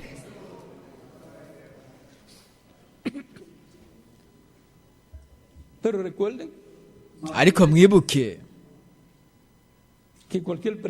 yuko umuntu uwo ari we wese agwanya integuro y'Imana, akagwanya uwatumwe n'Imana, nubwo ataba ariko arashyitsa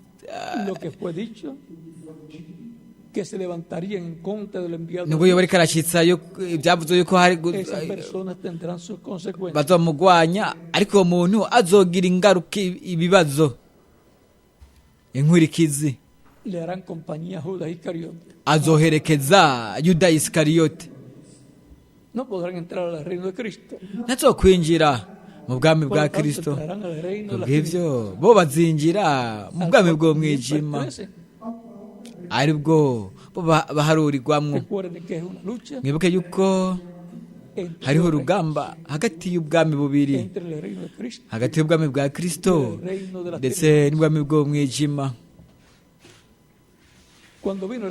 Igihe mpwemu ya Kristo yaza ku munsi wa Pantegoti, nuko mu nyuma haragena mpwemu ya Yuda, kandi ku munsi w'iherezo biciye muri kahise turashobora kubona yuko izo mpwemu zibiri zakomeje kuba ziri hagati mu iyobokamana ry'abakristo, kandi zakomeje kuba ziri hagati mu biremwa abantu,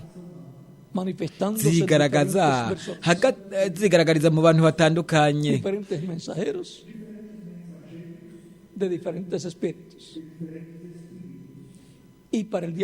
Kandi ku munsi w'iherezo izo mpwemu zibiri, iya Yuda ariyo mpwemu y'umubi, ndetse n'impwemu ya Kristo ariyo mpwemu yera, zizo kwambara umubiri.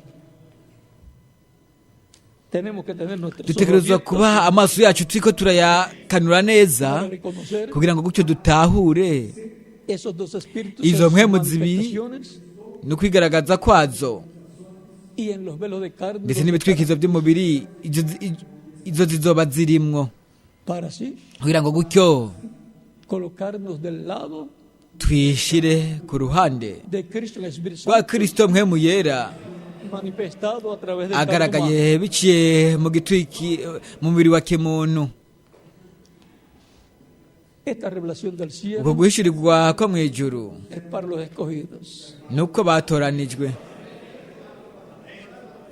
Es alimento ni espiritual ibifungurwa byo mu buryo bwo mu mpwemu para la iglesia. bigenewe ishengero mugeni rya yesu kristo, No es para el mundo, namba si iby'isi.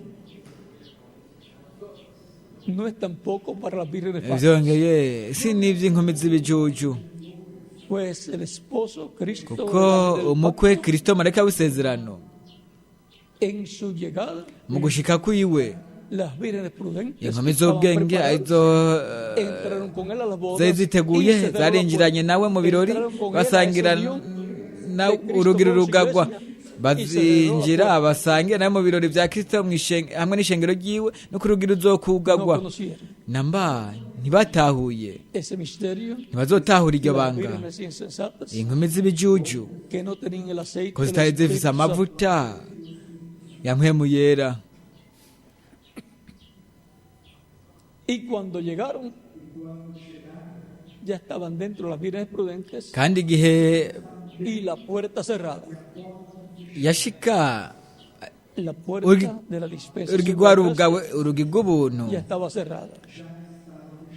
El padre de familia rwarugawe se levantó se w'umuryango arahaguruka akugarura umuryango. abari indani estaban disfrutando abari las indani bendiciones de Dios. bariginye imigisha y'imana, Los que estaban kandi fuera, abari hanze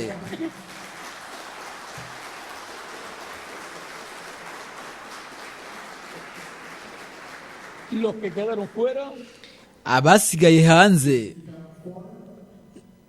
recibieron bazoronka el lloro y el crujir de dientes, ukurira no kujyanye isi yazamenye, ni ukuvuga ngo ibyago, las copas, los juicios de Dios inzabya, ibihano by'imana que vendrán en la gran aribyo tribulación. bizoza mu mboro mwinshi. Cuando comiencen a ver estas cosas igihe hazotangura kuboneka ibyo bintu biriko biraba, ibimenyetso ku ijuru, en el sol, en la luna ku y en zuba, las ku estrellas, kwezi no ku nyenyeri, y en la tierra angustia ndetse no mu isi por los terremotos, maremotos, isi y'umubabaro nka za nyamugigima, nyamugigima zo mu mazi, tsunami, imibabaro mu bantu, y las guerras y intambara todas ndetse estas n'ibyo bintu byose. cosas. Recuerden mwibuke nuestra redención. ugucungurwa está kwacu kuzoba kwegereje cyane, ugucungurwa kw'imibiri, uguhindurwa kwacu n'umuzuko w'abapfiriye muri kristo. nuko rero levantad, murangamize imitwe yanyu ku ijuru, erguíos y levantaos. O sea, uvuga ngo con nuestra mirada puesta en hamwe las cosas n'amaso del cielo, yanyu muyatunze ku bintu byo mu ijuru, aribyo bihoraho, no en las de la tierra atari ibyo ngaha ku isi, que perecen. aribyo bihera. Nuestra mirada puesta amaso yacu en Dios tuyatumbereze neza, tuyahange ku mana y su programa n'integuro a yayo través de Jesucristo, biciye muri yesu kristo, sirviéndole todos los días de tuyikorera iminsi yose y'ubuzima bwacu con alegría hamwe n'umunezero, y agradecimiento dushima y amor, ndetse n'urukundo de buena voluntad. n'ubugombe bwiza, dukorera imana No como que estamos atari obligados, uko porque tuba nos están dutegetswe, obligando, sino ahubwo de buena voluntad. no gushaka kwiza. Y junto a nuestras congregaciones, turi kumwe n'amakoraniro yacu, trabajando en el programa de dukore Dios mu nteguro y'imana correspondiente a ihwanye este na tiempo, kino gihe cy'iherezo, porque nuestra kuko redención gucungurwa kwacu está cerca. kuri hafi. Y luego todos los nuko mu problemas nyuma ibibazo byose terminarán. bizorangira.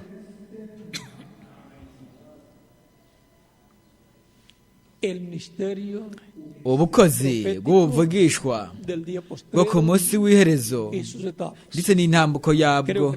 nizera yuko twamaze kuba dufise ibintu biboneka neza icyo ari cyo ubukozi bwo ku munsi w'iherezo, kandi byongeye n'intambuko yabwo. Estaremos brazo a tuzoba brazo turiko twunze ubumwe n'ubukozi bw'ubuvugisho bwo ku munsi w'iherezo en sus diferentes etapas. mu ntambuko zabwo zitandukanye. No vamos a decir, namba singiye kubabwira yo me quedo con la etapa en que estaba ati nzogumana y esa otra etapa n'intambuko yabayeho ni nziza, no me interesa. kandi iyindi ntambuko iyo ntindazishinga. No vamos a decir así, namba jewe sinababwira gutyo, porque no nos vamos a quedar kuko atrás. twoja tuguma turi inyuma, Vamos a seguir turabandanya junto al turi sexto kumwe sello n'ikimatanijwe c'indwi y sus etapas. n'intambuko yaco. Sus etapas intambuko zaco son para la iglesia ni novia, iz'ishengero mugeni, son para las ni vírgenes iz'inkumi insensatas del cristianismo, iz'ibicucu inyobokamana mu mwuzuro, byongeye n'iz'isi, y también para kandi los byongeye griegos, n'iz'abayahudi canke abaheburayo. todas esas etapas del séptimo izo ntambuko zose z'ikimatanijwe c'indwi queremos tener una parte. turipfuza kugiramwo uruhare. No nos vamos a sentir namba ntitugiye que nos están obligando. kwiyumva yuko turiko turahatwa, Vamos a ver ahubwo qué oportunidad ko podemos tugiye tener ahubwo ni kubona para amahirwe trabajar en esas etapas. dushobora kuronka kugira ngo dukore muri ino ntambuko, muri buri ntambuko hugurutse intambuko.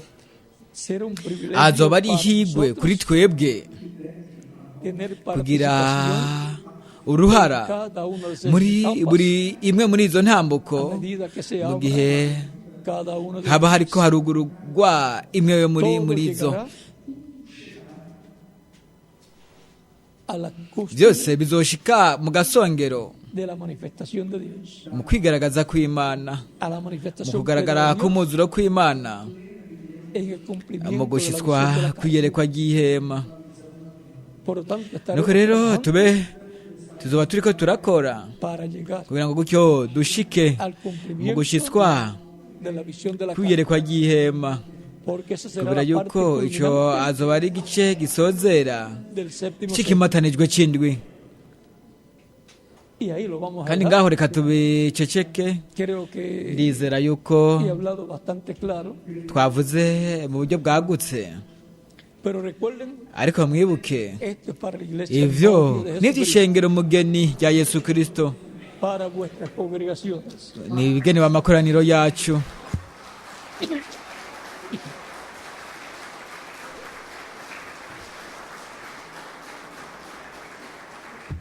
No es para el mundo, si ivy'isi, pero el mundo verá ariko isi si uw'isi esas izobo manifestaciones, si ivy'isi isi izobona uko kugaragara nubwo bo batazogutahura,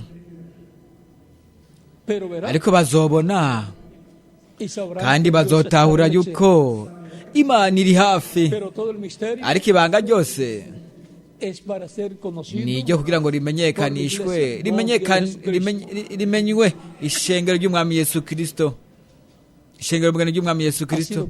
Kuri jewe ryabaye ihigwe rikomeye cyane kuba turi kumwe na mwebwe muri uyu mwanya, dándoles ndiko testimonio ndabashingira intahe del ministerio y'ubukozi, profético del día postrero, ubukozi bw'ubuvugishwa bwo ku munsi w'uherezo n'intambuko yabwo. que Dios les ese Imana bendiga yobahezagira cyane a todos rwose mwebwe mwese, y les permita kandi ibemerere kuba mwunze ubumwe, hombro a hombro ibitugu ku bindi mwunze ubumwe, con el ministerio profético hamwe del día postrero n'ubukozi bw'ubuvugishwa bwo ku munsi w'iherezo en sus diferentes etapas. mu ntambuko yabwo zitandukanye. Para mí kuri jewe es un privilegio grande ni ihigwe rikomeye cyane, y espero que para ustedes kandi nditeze yuko no kuri mwebwe también lo sea, vyoba al gutyo comprender mu gutahura lo que es el ministerio profético icyo ari del día cyo postrero ubukozi bw'ubuvugisho bwo ku munsi w'iherezo etapas. n'intambuko yabwo n'intambuko zabwo zitandukanye No se puede explicar mucho namba para que no se ntimusigure interrumpe. byinshi kugira ngo sishobora gusigura byinshi kugira ngo gutyo Creo que les he explicado más de lo ntihononekare ndizera de lo yuko que debo explicarle, nababwiye byinshi byo ntegerezwa kubasigurira pero ariko sean reservados harabikwa y nunca entren en fanatismo. kandi namba Porque el fanatismo ntitwinjire mu kuba indorerezi interrumpe el programa de Dios. kuko umufana aronona integuro y'imana Todo debe twese ser llevado a cabo tegerezwa kuba turiko turakora conforme al programa de Dios, nk'uko biri mu nteguro y'imana sin fanatismo. atakuba indorerezi cyangwa umufana. Que Dios les continúe. ese bendiciendo imana a yobandaña kubahezagira mwebwe mwese todos ustedes que están presentes, mwebwe muri ngaha y a ti, Miguel, ndetse na wowe todos migeri los ministros que están ndetse allá n'abakozi reunidos en b'imana mwese Acapulco, mukoraniye hariya muri akapurko y a todos los ministros ndetse n'abakozi b'imana bose en todos los países bo mu bihugu byose que escucharán abazokumva o están escuchando canke uyu munsi bariko barumviriza muri uyu mwanya esta conferencia kino con gikorane el tema el ministerio gifise icigwa profético del día postrero ubukozi bw'ubuvugisho bwo ku munsi y w'iherezo sus etapas, n'intambuko yabwo. y que Dios les use ese imana yobahezagira yobakoresha cyane rwose en su obra mu gikorwa cyayo del día postrero cyo ku munsi junto w'iherezo al ministerio, muri kumwe n'ubukozi bw'ubuvugishwa bwo ku munsi w'iherezo y que no perdamos ni kandi una de esas ese etapas. tutotakaza na rimwe n'imwe mu izo ntambuko. Podamos decir, yo estoy brazo a brazo ese izo ntambuko zose twavuga con el ngo ministerio del día postrero, narunze ubumwe n'ubukozi bwo ku munsi que está w'iherezo llevándose a cabo. muri izi ntambuko ziriko zirakogwa. ese imana yobandanya kubahezagira A todos mwebwe mwese estén bien unidos al mube mwunze ubumwe misionero, neza no mu kwizabutumwa intumwa Miguel Bermúdez Marín, Miguel Bermúdez Marine el cual ha mantenido unido ari we a los ministros yakomeje de toda la kunga ubumwe América Latina, abakozi b'imana bo muri amerika latine yo muri amerika ya ruguru ndetse no mu bindi bihugu. hemos estado trabajando twamaze kuba turiko turakora twunze ubumwe con los ministros n'abakozi y b'imana con las congregaciones, ndetse n'amakoraniro y deseamos kandi continuar turifuza kubandanya bien unidos twunze ubumwe neza turiko turakora mu gikorwa cy'umwami muri kino gihe cyacu igihe cy'ibuye rigumye imfuruka muri kuno gusobekerana kw'ikiringo kirekire que nos ha tocado aricyo vivir a nosotros. twagenewe kubamwo twebwe.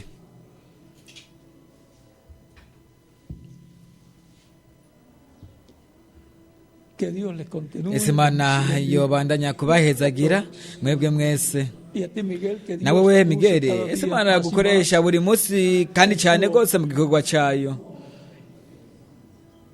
Mañana nos veremos nuevamente ejo tuzobona na bundi bushasha musengere cyane igikorane cyejo para que Dios kugira ngo nos dé gutyo su imana palabra iduhe ijambo ryayo y obre nuko gutyo mañana inakore en ejo favor del pueblo. kubw'ineza gihanga. Que Dios les continúe ese imana bendiciendo y yobandanya pasen kubahezagira todos muy buenas tardes. kandi mwese mugire umugoroba mwiza.